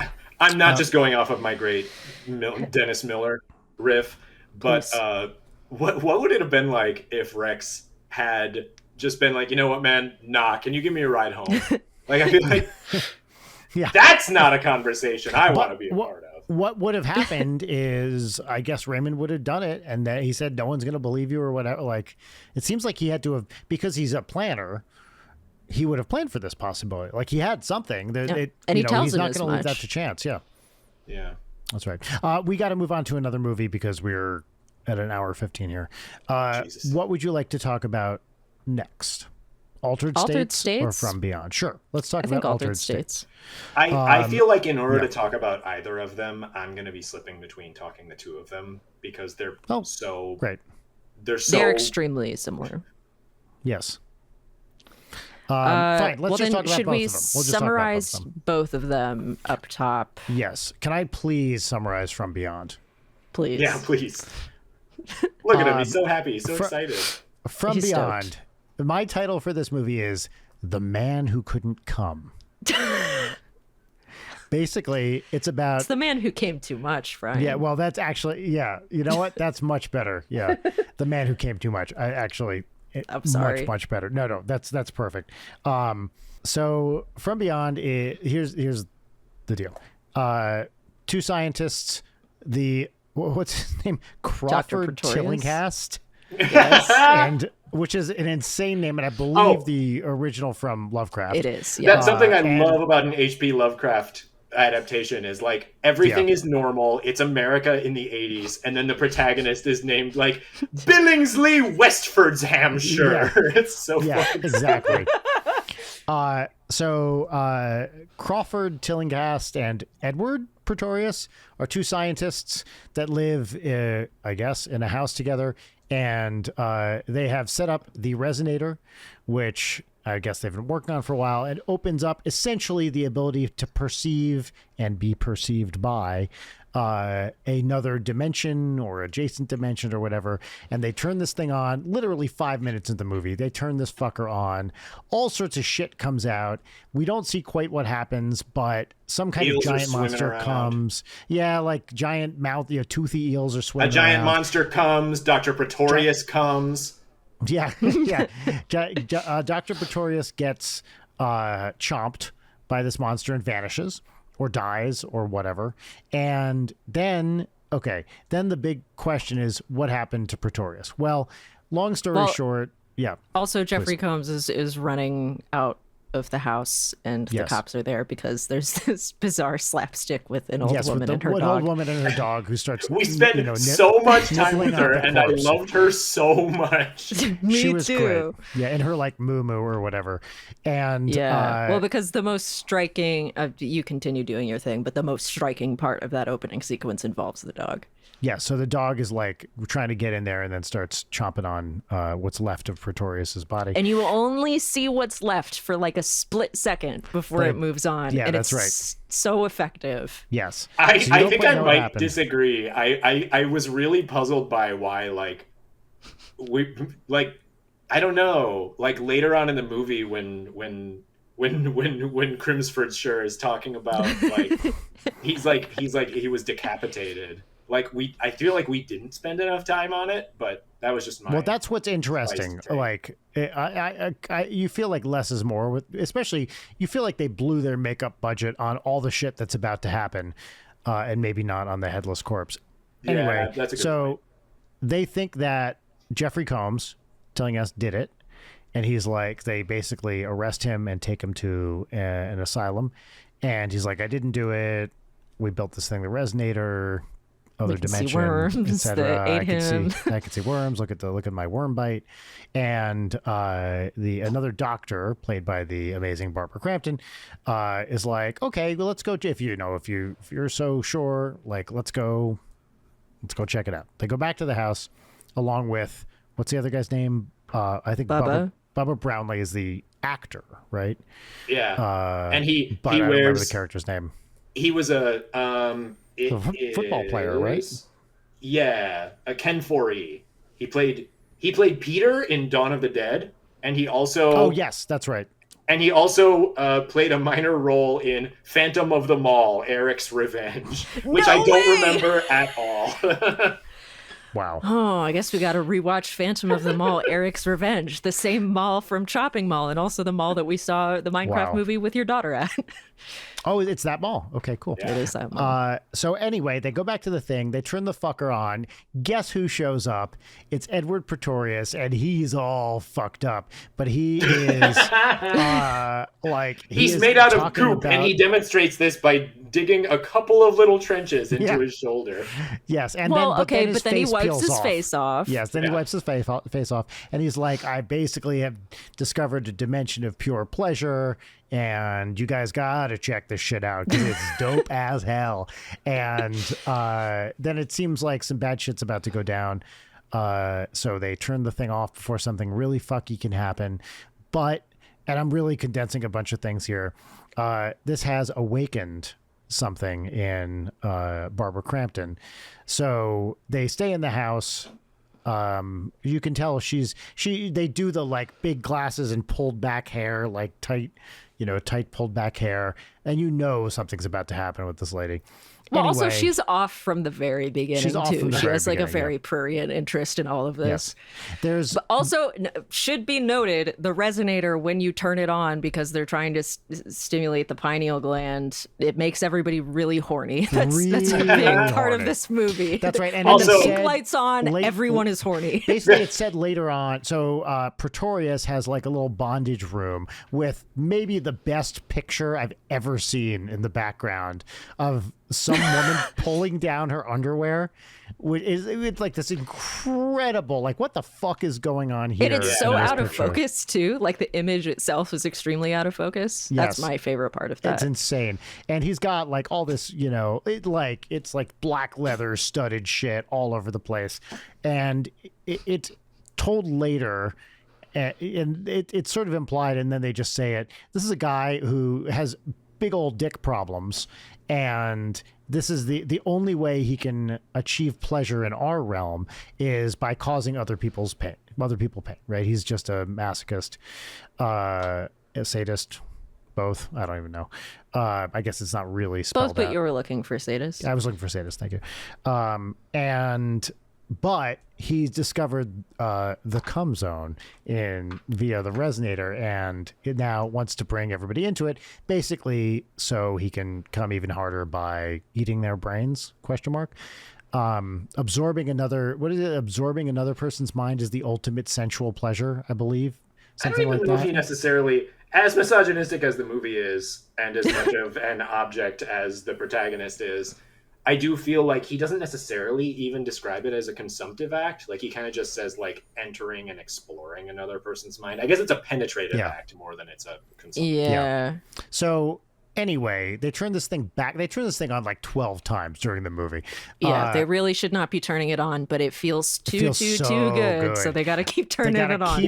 But then also, at the halfway point of the movie, any kind of laws or reasoning as to why what's happening in the movie is happening are thrown out the window, and the machine just starts plugging itself back in. Yes, so it is implied that Pretorius, I think, from the other realm is like manipulating it to plug it back in, but they keep turning it off, and yes, then it turns itself back on or plugs itself back in. Why? Nobody knows. They don't elaborate on this. Anyway, it comes back on, and now really crazy shit starts happening. Pretorius is looking even more fucked up. Every time we see him, he looks more fucked up. The first time we see him from the resonator, the only thing fucked up looking about him until he starts peeling his face off is that he has like a crazy snatched waist for some reason. Yes. Yeah. And then he starts melting. at some point, and I can't remember when, he explains that the resonator is stimulating the pineal gland, which at some point when he gets more fucked up starts, basically extending out of the front of his head and like worming around looking for stuff to come on. They explain early on that when Jeffrey Combs is in the hospital, that he and Dr. Pretorius and a bunch of other scientists and philosophers throughout history at Miskatonic University, they have formed the. I'm sorry, Brian. Is that a regional reference that is funny? If you have that is the no, that's the university that the Lovecraft stuff all takes place at. Oh, okay, gotcha. And Reanimator, et cetera, et cetera. That they thought that the pineal gland was like basically a vestigial part of what used to be a human's third eye, and that it's the way. Yeah, like it was a sensory organ. Yeah. So, and ostensibly, Barbara Crampton's character is interested in it because potentially, in her mind, schizophrenics might actually just have like overdeveloped pineal glands. Yeah. Schizophrenia. And these two movies are so similar that my memory of William Hurt's neck bone that makes him seem like a gorilla is like intertwined with my memory of Jeffrey Combs's pineal gland being enlarged. Like wow, interesting. Same premise. Dude, I watched that and then Reanimator, 3 movies that are the same basically. So it's all kind of anyway, just to really quickly finish this, machine comes back on. They have to go to the basement, turn it off. For some reason, there's a giant sandworm type thing in the basement. It essentially eats or devours part of Jeffrey Combs. It sucks all his hair off or something. Gets half in there. For some reason. Yeah. Well, for the reason that's totally not, so we wouldn't have to deal with putting a wig on top of the obvious apparatus we use to make the pineal dick come out of his forehead later. Now he looks like a dick. Because he's had the top half of his body sucked off by this worm. And now the resonator's off again, except now Barbara Crampton is fucking horny. And so she goes into the bondage room, for some reason, gets all bondaged up. While Jeffrey Combs is, in my favorite scene in this movie, lying like motionless on this bed recovering, she gets up on him, starts humping him, and does your she taste favorite his dick scene juice? In the movie is when she sexually assaults Jeffrey Combs. It's so nuts. Interesting. It's That's so fun, Brian. Nuts. Really fun for you. Yeah, it's really cool. Was your favorite scene in Reanimator? Sorry. No, it's like it's that the scene is like, the movie is pretty nuts, and then when she sexually assaults him, it's like, what are we doing? It's a Stuart Gordon picture, baby. Yeah, no, that's right, of course. And Bubba Brownlee, go ahead.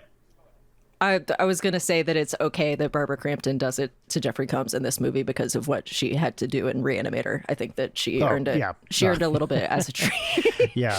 I do think, unfortunately, I find these two movies a little too despicable. I'm sort of not having as much fun as I could be. Yeah. Also, I do want to point out that very uncool. When Bubba shows back up, he's wearing his old college jersey, which truly looks fresh off the rack. Like, it is like wrinkled because it just came from the print shop where they made it. It's so fun. But by the way, he runs downstairs in his underwear to try to stop this worm. Truly, I'm not kidding.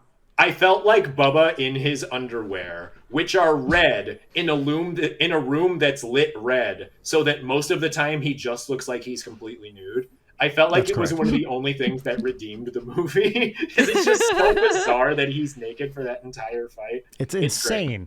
Yeah. So anyway, she gets all on top of him, and then what happens? She like wakes up from it or something? Well, I can't even remember now. No, he shakes the hell out of her. Oh, that's right. He comes in. He's like, and uses the ceiling sex mirror. Yeah, like look at yourself. That's right. Look at yourself. Yes. You look fucking awesome. What are you doing? Cheers, girl. After a while, they end up back upstairs in the attic, turn the resonator on. Pretorius is there again. Now he's more fucked up. I don't know. Let's fucking. Yeah, there's like weird. I know I spent forever talking about the American Vanishing, but there's really not that much to talk about with this movie. Pretorius eats Jeffrey Combs, or something. And I mean, there's an entire like middle act where they're at the hospital again, but it just is like I forgot not about worth that. Yeah, mentioning. and Jeffrey because of Combs how starts little eating impact it actually- brains Yeah. because All he's right, now come like, on. He's sucking because people's eye sockets out they and look so sucking delicious. their brains up, including Stuart Gordon's wife, who plays the nurse. Ah, that's fun.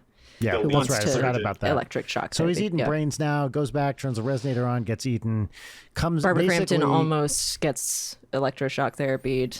Yep. It's just but because a guy's a freak and wants to do it. At the Oh, end yeah, of the that's true. day, that's right. Yeah, there's a sadistic nurse thing going on here. And at the end of the day, they get back in the attic. Now, Pretorius is the most fucked up he's ever looked, and some really great makeup. And now Jeffrey Combs is like inside it, like pops out for a hot second, looking totally normal. He's got his hair back. It's very cool. He does something where he saves the day. And Well, okay, hold on. You're taking the Yeah. agency away from Miss Crampton here, who smuggles a bomb Ryan. that she got from I don't fucking know Yes. where. I have that Yes, in my that's notes right. that Yeah, I was where'd she like, get the bomb?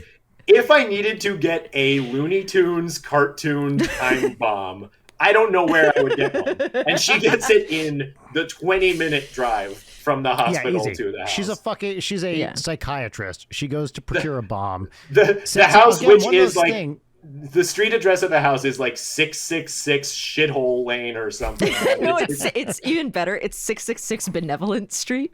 Oh yes, right. 666 Very Normal and Good Avenue. And Okay, just at but the she last minute, wants to blow it up. It's about to blow up, but then she gets trapped by Pretorius, whatever the fuck. And I feel like as a Combs woman, comes I and, get like, to say, distracts him and saves her. She jumps out of the window just in time, lands on the street, thing blows up, and then she's broken her no, leg. my favorite part of this movie is that it's a classic heroine jumping from a window in a Yes. horror movie thing, except she like the most disturbing piece of gore in the movie is her her broken knee leg. completely sticking out of her leg. awful. Yeah. Yeah. Hit home And for she- me, and then she and does she- a Laura Palmer scream does as a we Laura do the Palmer parallel scream. to the beginning of the movie where She Jeffrey goes all Combs gets wacky. dragged away for being crazy. She goes all fucking totally nuts off her rocker. I couldn't understand what she was saying. I had to look it up. No, She- I didn't get it Yeah. either. What does she say? At the end, she says, so someone says, what happened in there? A natural question. And she the goes, 4 people who show up in the front yard of 666 Benevolence Way 30 seconds after the explosion. They arrive yes, immediately. they're right there. Yeah. Not the dog, though. I thought the dog was going to come back. Doesn't happen. Yeah, me too. And they're like, what happened in there? And she's doing the, like going, is she laughing or is she crying? She's doing both. And the words she says are, it ate him. It ate. And the last word, you can't really understand anything she's saying, but she does a That really great, crazy laugh. That Crawford And also- was eaten by the monster is like Is the- number 15 on the list of I crazy know. shit. No, 100%. It did eat him, but then he partway took control of it, and their That's 2 correct. skeleton heads were battling and biting each other as 2 little hand That's puppets. pretty dope. That's way crazier than it ate. Yes.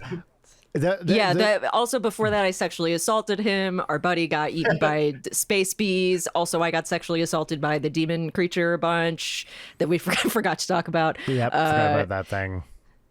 Yeah, It's there was a it's- giant worm. Also, can I point out that we have the resonator and a basement filling with water and wires and a power box. Interesting. I couldn't help but think about how much this movie would have been like Homebody would have been a blatant ripoff of this movie if I had known anything about this movie. If either of us had very seen funny. it. But I guess in the sense that this movie is so horny and Homebody is like the most asexual game. Asexual This piece of movie media is- ever made. This movie is incredibly horny. I honestly, I had such a good time watching this movie. Obviously, You didn't stop to think about the implications for women, Brian. Obviously, I did.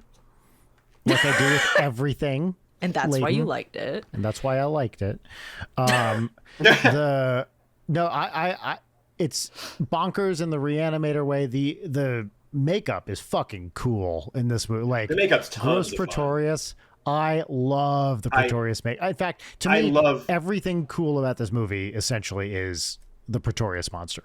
Well, and there's like, I'm just extrapolating, like I'm just assuming based on what I saw, but there's 3 different versions of Pretorius. There's a full body, giant, full size puppet with a puppet head.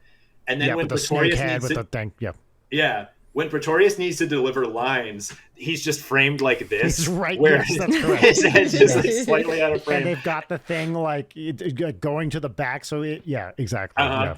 And then there's but a it's point... the same when they do the Dr. Hill effect in Reanimator with the head. Like, it's the exact same bit. And then there's a point where when she and Crawford both run out of the room, they have an over-the-shoulder shot where Pretorius needs to be able to pursue them quickly out the door. Right. Yep. And in that shot, Pretorius is visibly a puppet that's like 6 inches big, just right next to the camera. Correct. And it's so fucking amazing. awesome. It's great. The practical effects rule.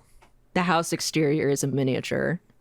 Oh, that's interesting. When they come up to the gate, it's like... And the explosion is just like over-cranked, so it looks like a huge slow fireball, but it's probably like one M80 going off. It's fucking rad. It's so great. I just thought I kept being like, Rachel, come here, you got to see this thing.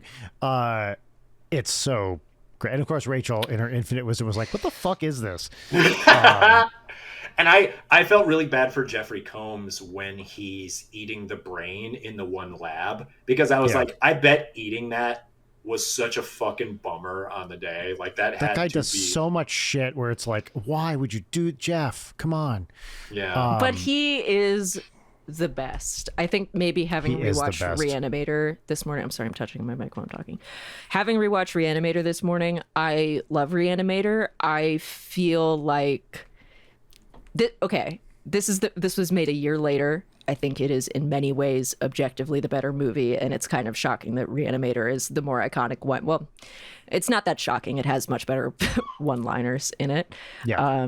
I think From Beyond is the much better movie, but also I think Reanimator makes me feel a lot ickier vis-a-vis women than From Beyond does. I do think this movie is a slight improvement for sure.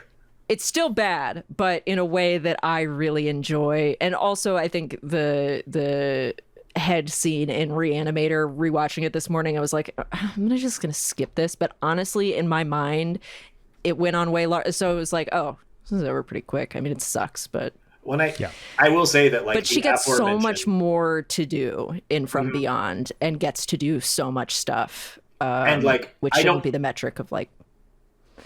I don't think this is like a 1-to-1 where the problem is fully solved, but like the scene where Pretorius is like ripping her clothes off, where it's like, you know, having seen Reanimator, you know immediately we're going to see her naked very soon. That's correct. But like in that moment, Bubba is also basically completely nude, and Jeffrey Combs is completely nude for basically the rest of the movie after a certain point. And so it was like, well, it doesn't feel as bad. It still feels fucking awful. It still feels bad. Yeah. Well, also, specifically, that picture of the woman pulling down her underwear, if you had any doubts, like, okay, maybe, is this sort of better? It's not. I mean, it may be a little bit, but like that, they spend so much time with that one picture in the background in the sex room. It's just like, at some point, it's just, it's a visual assault where you're like, can we please not look at this fucking picture anymore? Yeah. And that was definitely from the personal archives of Stuart Gordon. Yeah, it certainly seems that way. I loved when she goes back to that sex room and like picks up the bondage gear for the first time, is like, oh. I could get used to that. Was a fun. Exactly. I thought she had a really fun performance of like, something has awoken within me. It seemed like that was a fun. She was at least having fun with that part of it. So I agree, and it seems I think she's having no fun in Reanimator. Like I do think that. Yeah. Well, apparently the girl who was supposed to play her character in Reanimator backed out very close to shooting. Robert Crampton was like, I'm game. I'm in, baby. So good for her. Also, you two woke liberal cuck snowflakes for talking about So I thought you were this film being misogynist as the woman on the call who can also speak for all women. I thought the movie was fucking awesome and had perfect politics. Sorry.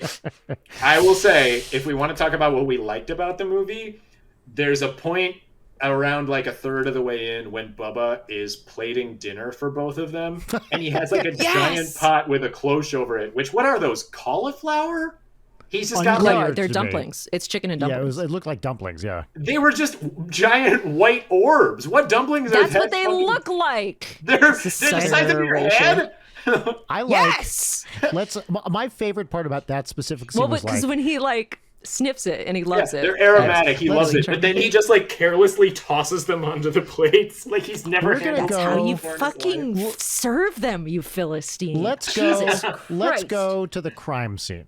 The place where this guy died and the fucking trans-dimensional resonator is. While you guys are up there, I know you got your thing going on. You're gonna like figure out the resonator, see if it's real. I'm gonna go make us dinner in this house, and he is so. Where did he get the ingredient? I don't know. Were they just there? Like none of this is answered. But the fact that he takes time to cook dinner in this house is amazing. I like when he gets all gooped up by the resonator flies and then he is all goopy, but even better is after they come back to the house a second time and there's the chalk line for Pretorius's body and then also his, but it's like all fucked up and stumpy and little because his body was like just stumpy. I love the progression of that. It's so funny. I love when you first see the chalk outline of Pretorius and it's a headless body, except there's like a little nubbin. Yeah. Yep. That's delightful. I forget the name of the actor. The guy who played Pretorius fucking rules in this movie. He's having a lot of fun. He is so good as the. What else is he mad? in? You know, he ultimate mad scientist. You just need to see in order to believe. I was like watching this, and I'm like, look, I'm not an actor. I want to have a role where I get to do something like this. I feel like I'd be really good at it. Brian, say the line. The tagline, you mean? Yeah. Humans are such easy prey. That's in a Perturbator song, which I didn't realize what it was from until watching this movie. I also just made a connection that when I saw that poster and then the image of him in the movie when he looks like that basically looks the same. And I've been trying to figure out what it reminded me of. And what it reminds me of is at the end of Last Crusade when the dude is becoming ancient. And he's crusting away. His face looks like that for like a second. Yeah. I can see that. I think that image reminded me of. I really liked half melted Pretorius. That's cool great makeup thing. Yeah. It really, watching this and then rewatching Reanimator, I just want to rewatch Society again. I still haven't seen Society. Fuck, Brian, have you seen Society? Society, from what I've heard about it, is it too fucked up for Brian? That's what I'm concerned about. Brian, if you could do this movie, you could do Society. Society. I love this movie. Is two-thirds a campy 80s like sex comedy almost, and then the last act goes fucking bananas, but still in like a funny way. But it has crazier shit happening in it than even this movie does. Leighton, Pretorius is in Network. He is Who is he in Network? He is. Hold on, I have to find it. Jory, Brian, and I were just talking today about Network and Dog Day Afternoon. Giannini, one of which she has seen. A character who I don't remember who that is. It's been a while. Well, you two were having a really hard time not talking about these three movies when you were recording this minisode.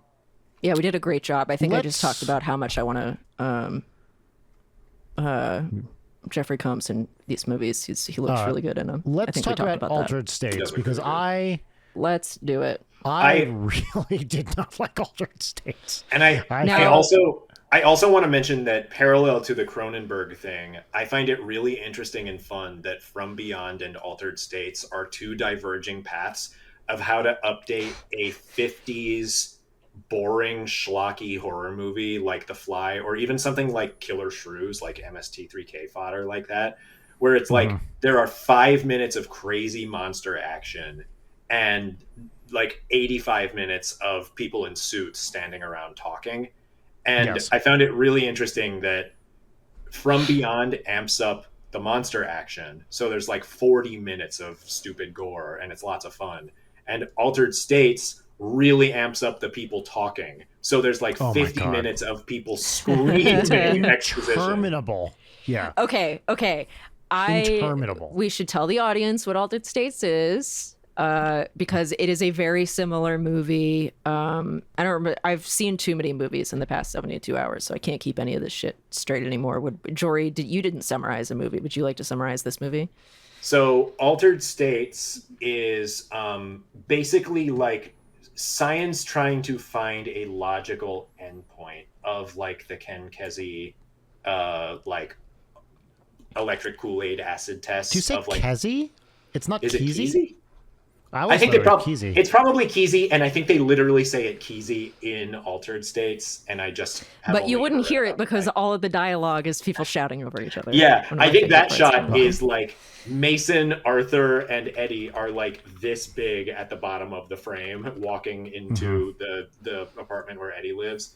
But basically, they are scientists, and they are extremely verbose scientists who are very excited to talk about the science I noticed that they're doing. And Eddie, more than anyone else, the protagonist played by William Hurt, is obsessed with using psychoactive drugs to basically elongate the pineal gland. And it's basically about like opening up a dormant consciousness that has been shut off in the human mind. And so it's basically like where From Beyond makes it physical, like the organ that is the pineal gland. They are instead trying to open up this like closed off vestigial part of human consciousness. In later parts of the movie, they explain it as like, not only could it open up dormant abilities, it might even be a portal into another dimension, which is dumb and doesn't make any sense. No, but, that's correct. Over the not course, like From Beyond is like swimming and making sense, but yeah. No, I think that Altered States is the classier From Beyond, but I think I have a pretty good guess about why you don't like it. But Jory, please continue your summary. I was thinking a lot about how it's like, definitely, Brian, there's so much like string theory, quantum mechanics stuff happening in this movie that aside from anything else you don't like about the movie, I was also just picturing you balking and scoffing at like all of the problems that it has with the physics of it. No, it's not even that. I just my number one critique of this movie is it's boring as shit. I was large stretches of this movie, I was just like, can we please just fucking move on with this? The other thing is that I think it's bad pseudoscience writing. It's like, I feel like if you know this much, it completely falls apart in like 2 seconds. And listening to these assholes yammer on endlessly about their stupid theories. And some of, it's dated, whatever. It's the 80s, 70s. Sure. I'll allow for that, but none of it rose to the level of, it didn't seem like they were having fun with it. And when you write pseudoscience that stupid, you better be having some fun with it.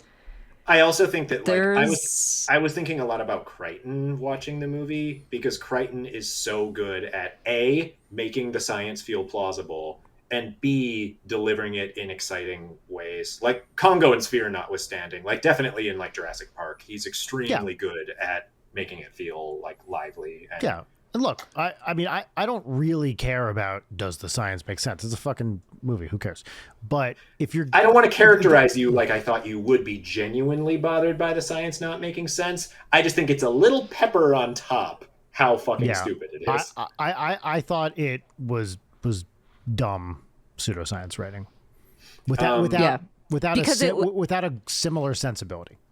It literally is, and I think I shared this IMDb trivia screenshot with the both of you, but the writer of the script and of the book, days ago, Chayefsky, fucking hated Ken Russell, and Ken Russell hated him, and they had to directly adapt Patty's shit script, and so Ken Russell, out of spite, just made it so everyone's yelling at each other and eating and drinking and just trying to get through it as quickly as possible.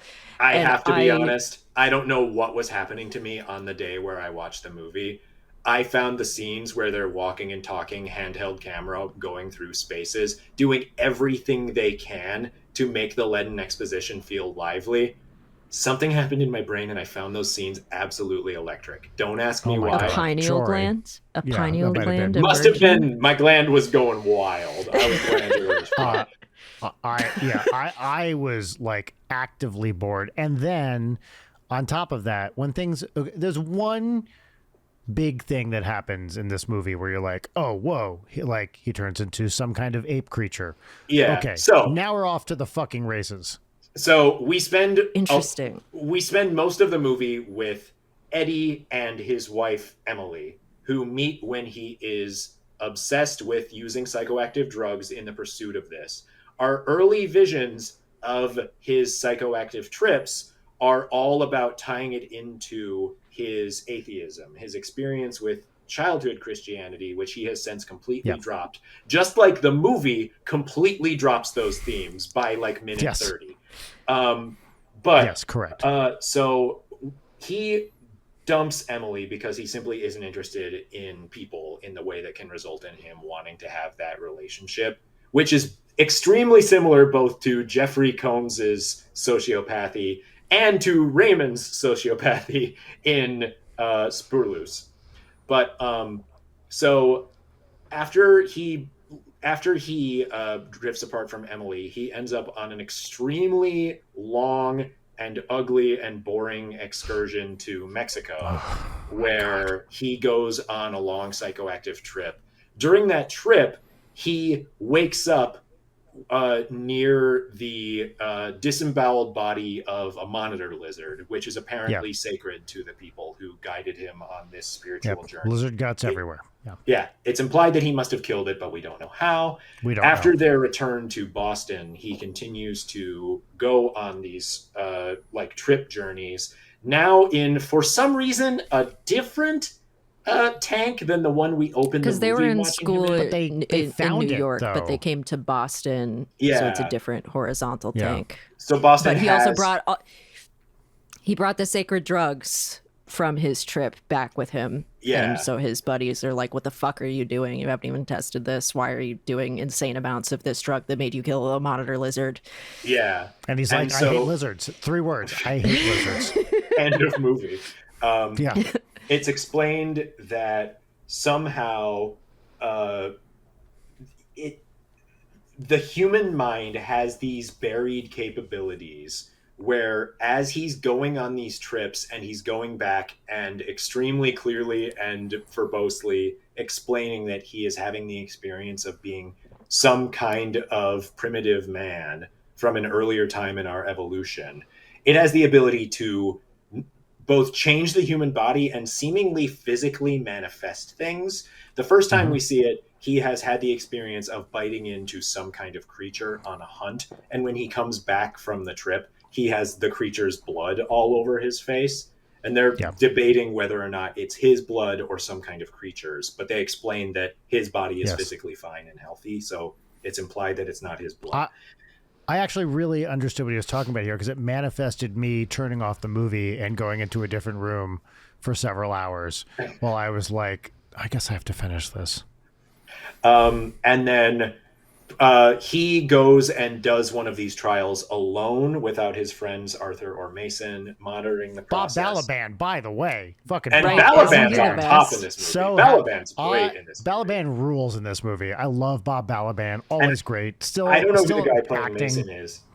I think Mason is also great. I think he brings such an unhinged energy to that performance. He is screaming great. All of his lines angrily for no reason with like a foghorn leghorn accent. I agree. I like Mason a lot. Yeah.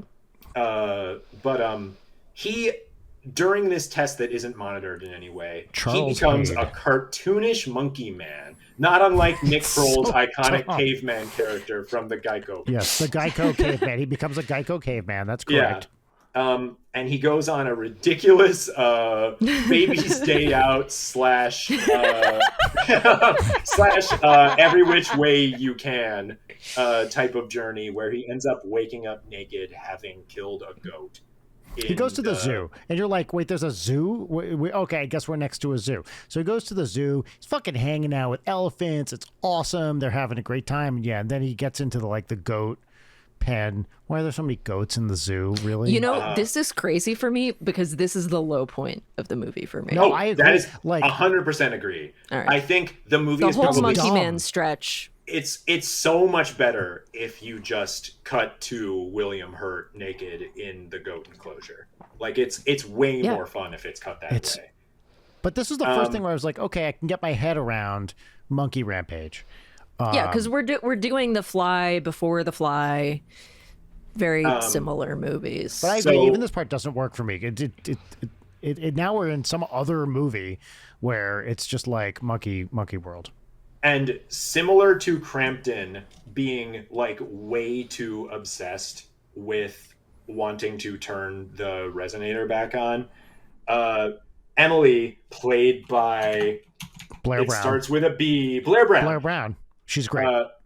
She's very good in the movie. She is the most erect nipple I have ever seen on film belongs to Blair Brown in this movie. I will say similar half praise for this movie to what I had for From Beyond.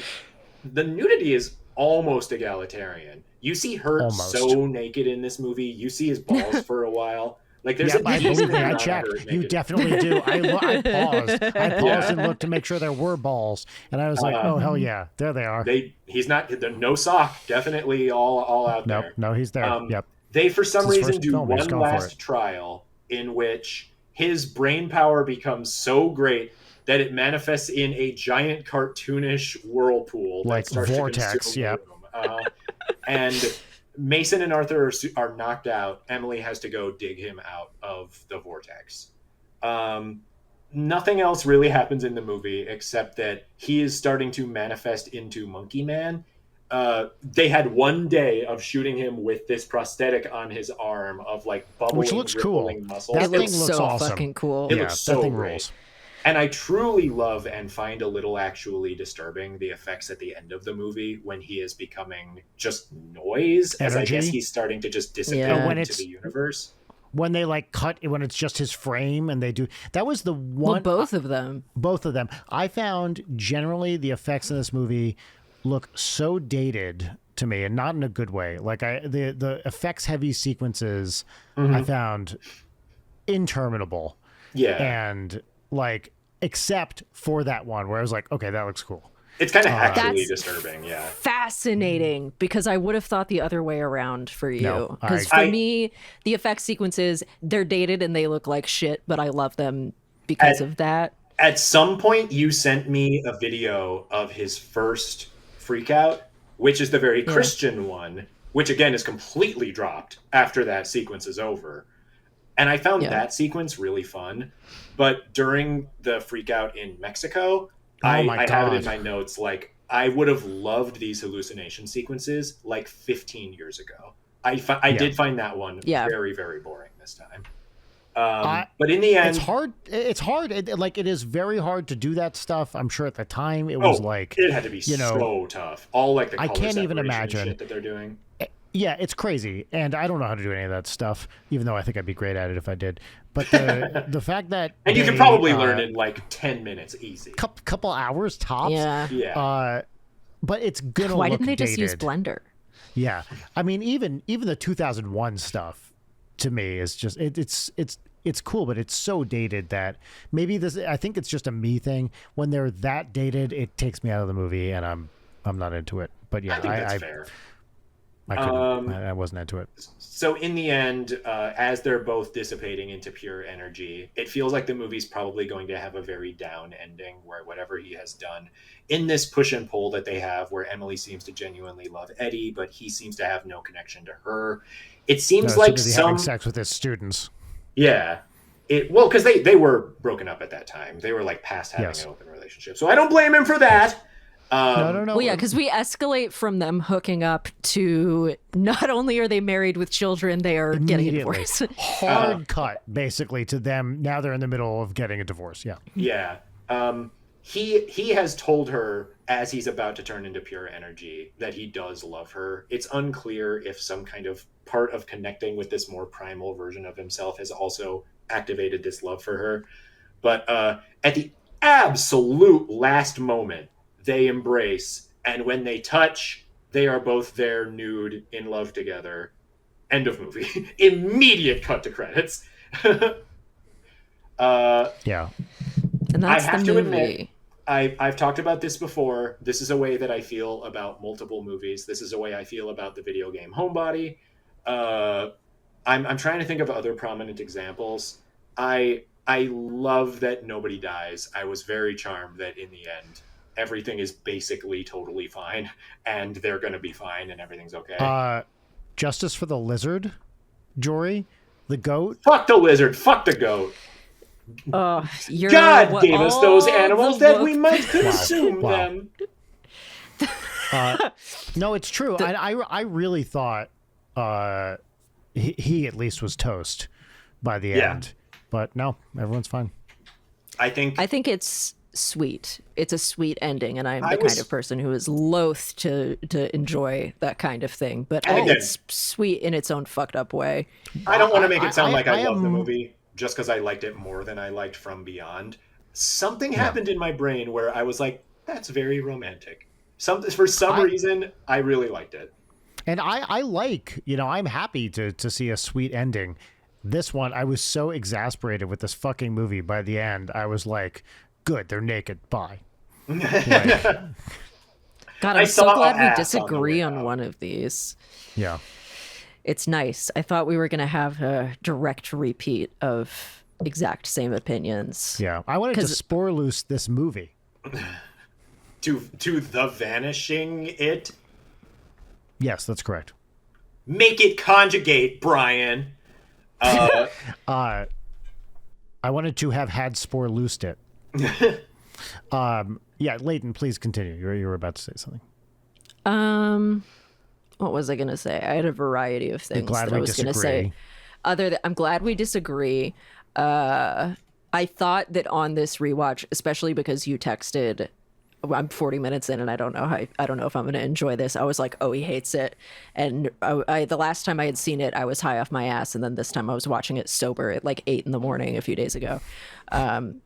And I was like, I don't know if I'm going to like this as much as my very fond memory of seeing it last time. Nope, I like it the same amount. I think it's really fun. I love pompous intellectuals talking over each other. That's why we have this podcast. And the performances I'm in not those scenes. saying this. I'm not trying to refute your points, Brian. I'm just saying what my personal experience of what I enjoy about the movie. That's great. Now you're the one being hysterical. In the scene after they get Eddie, so. When they get Eddie back to his bed and there's that static camera of Arthur and Mason in the bathroom on either side of the sink screaming at each other. I thought those performances were so wonderful. I truly loved that. And then there's also the shot right after, looking in the window, where Mason and Emily are like, Emily's in shock and he's trying to help her through it. And Mason, who's a fucking asshole but not a bad guy, is like kind of comforting her through it. I thought that shot was like just electric. I thought it was great. Mm-hmm. Yeah. Well, and I love her monologue too. Like, he finally got it off with God. Of all the men that I have to love, why is it this one? Blair Brown rules. Yeah. Yeah, because honestly, her always whole read everything. character is that she's just like obsessed with Eddie, which I think maybe in some circumstances I could see as like regressive and shitty, that, certainly doesn't pass the Bechdel test, which was never intended to be used as any sort of formalized test, but whatever. I think I find it very relatable in the sense of like, her whole arc of being like, I don't want to feel this for this person, and this fucking sucks.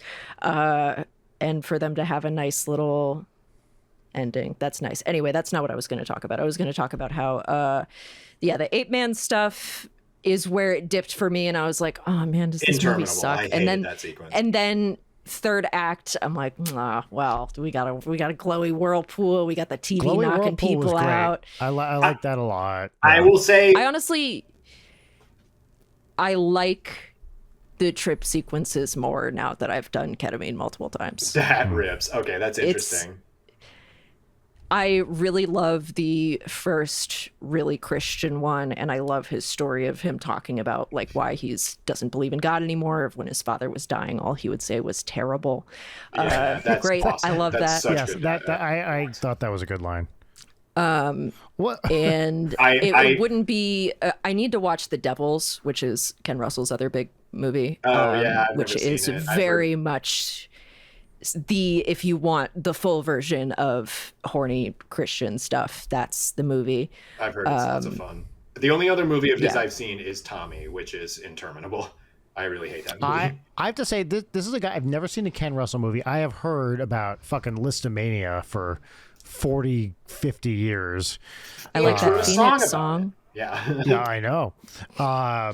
And because Roger Daltrey plays Franz Liszt in it, and it's like, okay. And then hearing I was reading about Ken Russell, it's like, oh, he made a Mahler movie. He was obsessed with these like romantic era composers, except he did it in this fucking Ken Russell way. I would love to see those movies. I think they would drive me insane. Yeah, I There's think you no would way hate I them would based I on think I not would- liking this movie. I think I would hate them. Yes. I think this is one of those movies where I think I could. Altered States is essentially the same story structure as From Beyond. It makes more sense. It is aiming higher with what it's attempting to do. From Yes, that's Beyond definitely is true. aiming considerably lower and does more with it. However, I think that Altered States, even in its aiming too high nature, hits a lot of.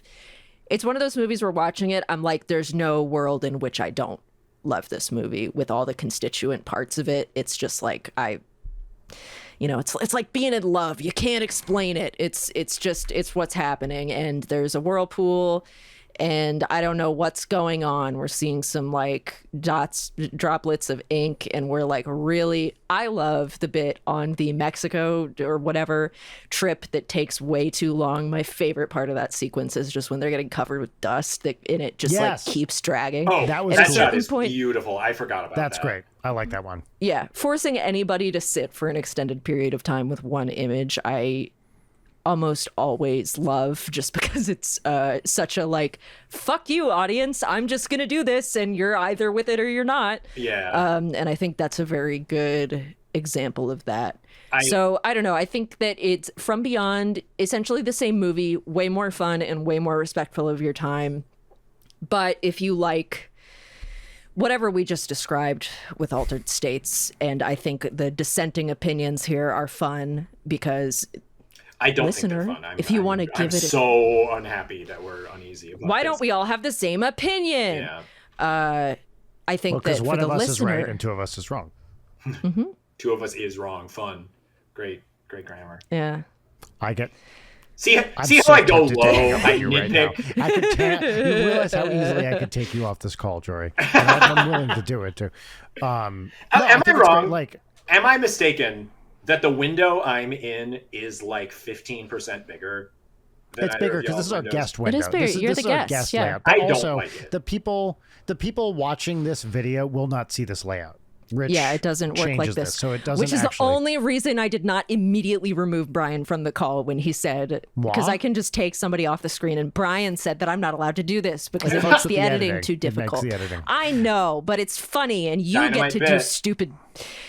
stupid comedy gambits all the time. Me? That I don't get to. You must be talking about someone else. No, I like that we disagree on this. I think it's great. I was very excited to see this movie because I've heard about it forever. Yeah, and it's it one of is those movies that it's just like people talk, oh, it's usually regresses, sensory deprivation. Like, fuck yeah, I want to see it. I like so many of the people in it: William Hurt, Blair Brown, Bob Balaban, all legends. I'm very, very happy that I watched it. I did find it exasperating, but I don't know. And now I'm glad that I inflicted that experience on you. It's so me too. rarely that I get to inflict an exasperating experience for an extended period of time, other than wow, that's recording this show. terrible. I mean, Brent. same. Like, I'll find one for you someday. I promise. I don't know when that's going to be. I can look into. I can check my schedule. I might have some time tomorrow. Let me see. The movie was shot by Jordan Cronenweth, who also shot Brewster McCloud, Blade Runner, and Stop Making Sense. I thought that was really cool. That is cool. Wow. It was produced by Stuart Baird, who is a famous editor who edited a lot of really great movies, but was also kind of like known as like a rescue editor who would come in to like save movies that weren't working in the edit. I said that he edited a bunch of great movies. The only one I can remember off the top of my head is Lethal Weapon 2, a piece of shit. And then who would have thought that this movie would not be working in the edit? There was a shot I absolutely loved where in a dialogue scene in a hallway, they needed Mason to deliver a line, but also needed to get Mason out of the room quick. And the way they resolved it is they used the audio of him saying the line and just cut it over a shot of him just walking out the stairs. It was really so great. Yep. Fucking bizarre. As a director, Stuart Baird exclusively directed dog shit movies, one of which is U.S. Marshals, the bad sequel to The Fugitive. Oh, yeah, Fugitive. And he also directed Star Trek Nemesis, a complete piece of shit. Oh, it's the worst. A few actors interesting in this movie, notably Drew Barrymore, film debut. Crazy. She's the kid. Very recognizably Drew Barrymore, actually. Oh, yeah. Also, John Larroquette as the X-ray tech shows up as a actual baby, and you're like, oh my. I called Rachel and I was like, Rachel, come here, it's John Larroquette. And she was like, what?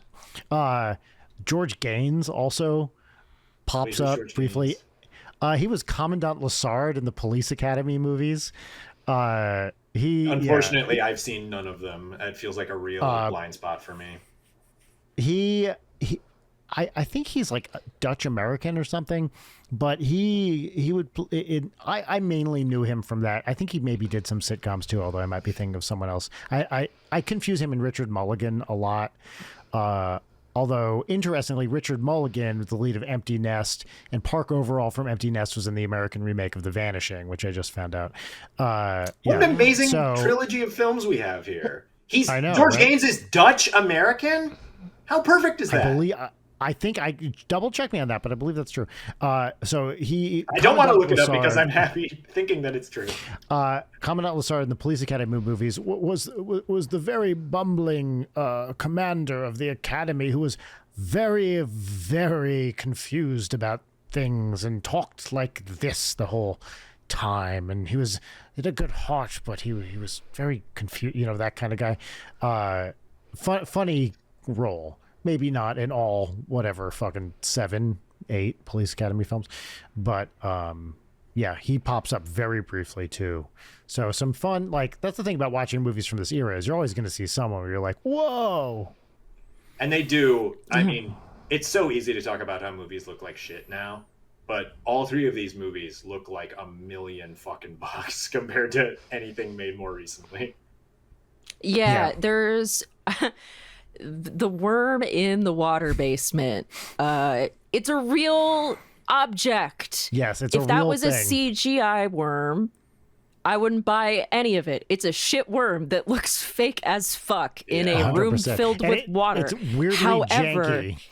Yes, it's so janky, but it's a physical thing that's there that the actors react to and that the water reacts with. That it's like, wow, a real object. Well, the shot of Pretorius twisting Crawford's head off when his neck twists around, it looks so fucking great. I loved it. Yeah. All the skull puppets eating each other. All the Pretorius when he's like, makeup. I'm going to give you a kiss. And then his fucking head. Yes, that was awesome. I loved that. Yeah, Pretorius just had some amazing lines in that movie. Yeah. Mostly humans are such easy prey. I read the Lovecraft short story that From Beyond is based on. It's like a page and a half. Yeah, long. Doesn't it like stop at the end of the first 5 minutes of the movie? It's just they turn the resonator on and shit happens. Pretty much. Yeah. So basically, I think they destroys it or something in the story, but basically Does he destroy it by slowly spraying it with a fire extinguisher so it gets with of course he does. Who would do? I love that you sprayed it with the fire extinguisher. It works for a couple seconds and then it stops working. Then you got to spray it again. To make sure double up on it. Yeah. Even though we've already seen the wires just jump back in of their own accord, it's fine. That's right. Yeah. No logic whatsoever. But what? Okay, now Leighton, your lighting, of course, you're very From Beyond coded here with your pink purple lighting. What a color! I mean, I guess pink purple. What would you call that shade? Is it? I don't even know. It's sort of like a lilac. Pink. Yeah, like a neon lilac. It is a neon pink in the movie. It's more like my light does not have a good middle between purple and red, and there's no like hot pink. If it was hot pink, I would have just done hot pink. I don't know why my camera does this. Here in the room, my light is like that exact same shade, and it's just coming out as orange. Don't know why. Like the green, it makes you look like you're on a on the Blade Runner 2049. Yes, 100%. I liked. I guess Stuart Gordon, he picks a color, and with Reanimator, it's neon green, and with From Beyond, it's neon pink purple. So every movie, like he's like, what's my color going to be for this one? I love it. The opening titles of From Beyond are so beautiful. That like slightly green-blue composited footage of the maggots with the pink lettering on top of it is so beautiful. It's very cool. Also, I loved the maggot visuals. They looked so good. I mean, like jank and stupid, but amazing. Yeah. The opening titles of Commander Keen 4, 5, and 6, starting with Secret of the Oracle, I only realized this in retrospect, are an homage to the opening titles of Altered States. The way the words come in and overlap each other before zooming out to say the full... They do that in Commander Keen 4, 5, and 6. I just wanted to mention. Aww. Well, I guess we didn't mention this at all, but you guys watching The Vanishing, it's very funny getting to the ending and being like, oh, everything that has people being buried alive is just doing The Vanishing. Yeah, well, speaking of Pai Mei, like I was like, oh, there's Kill Bill. Okay, good. Now I get, yeah. And the first time I ever encountered the buried alive trope was in a two-parter episode of CSI where one of the guys gets kidnapped and put in a coffin and by a serial killer or whatever, and then there are ants in the coffin. Well, come on. Sure. Yeah, it was directed by Quentin Tarantino for some inexplicable reason. But yes, that was my favorite episode of CSI as a kid. That's the only episode of CSI I've ever seen. Did you read the thing? I read this on the Wikipedia that after he saw The Vanishing, Kubrick called Sleitzer and was like, how'd you do it? You know, he was so excited about it that he wanted to get like specific tips. I thought that was awesome. Kubrick, this is always a hot take, and I think I don't know if I've ever said it to either of you. Kubrick makes really fascinating movies, which I have a complete emotional detachment from. As much as I really, really like The Shining, I do not love any of his movies at all. And I probably liked Spoorloos more than I've liked any of the Kubrick movies that I've seen. I think I agree with you on that, to be honest. And we were just talking about this today also. I haven't seen Barry Lyndon. I haven't seen Full Metal Jacket. I'm trying to think what else I haven't seen. Paths of Glory I haven't seen. I haven't seen Paths of Glory. But Dr. Strangelove is for me it's like I love The Shining and I love Dr. Strangelove, and then everything else is like I don't fucking care. Yeah. I think I acknowledge that they're great. They just don't do anything for me. I feel that way too. Nothing does. I don't know. I don't want to say nothing. I should watch Eyes Wide Shut again, maybe is what I'm going to say here. I'm surprised you don't completely love that movie. I saw it on a 2-inch tall. I saw it once. It was on a shitty TV at a friend's house, and she hated it. And I think that rubbed off on me because the vibe in the room was just like bad. But also we had this will they, won't they, like Ross Rachel, Barbara Crampton, Edward Pretorius kind of vibe going on the whole.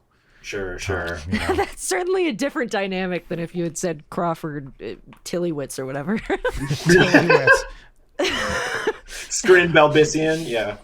All right, I thought the scene. If folks at home aren't going to watch From Beyond, which you should, out of these 3 movies, if you want one to just get in, get out, and have a good time, From Beyond. If you want to watch one of the best movies of all time, watch The Vanishing, the original. Altered States, if it sounds cool, watch it. If it doesn't sound cool, don't. Either way, I don't really give a fuck about what you watch in the comfort of your own home. Other than if you're not going to watch From Beyond, just watch the scene where he's crazy in the asylum, and then Barbara Combs is like, Barbara Crampton is talking to him, and then right after that, he's like strapped to a gurney, and she's petting his head. That's all. That's all you really need to see of that movie. Just watch you could, Jeffrey Combs and stuff. Yeah. And his weird, long upper Jory, lip. thank you for being here. We're going to call it here because I have to edit this thing. You've been trying to wrap this up for like 10 minutes. It's fine. And we've been actively fighting you conscientiously and intentionally. I will just cut it off right now.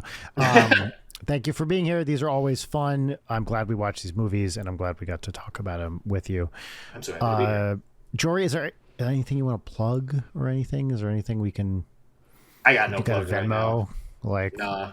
Cool. Go to your local library.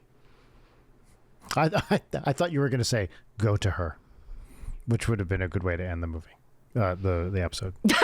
We're all out of it now, baby. Yeah.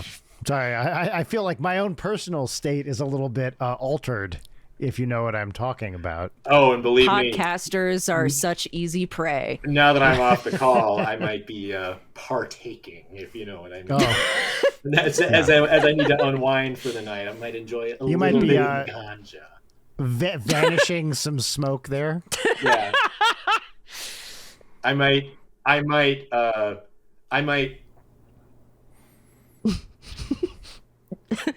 might do a little of the smoking marijuana. I might eat a pure brand THC edible with 10 milligrams of THC, 10 milligrams of CBD, and 10 milligrams of CBG. Brian, I was really hoping you were going to cut me off partway through that so we could get out of this. Directed by Ken Russell. Yeah, all right, bye. Bye.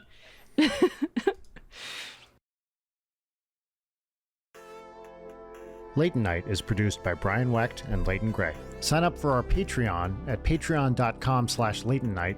Follow us on Twitter at LeightonNight, on Instagram at Leighton_night, or email us at leightonnight@gmail.com.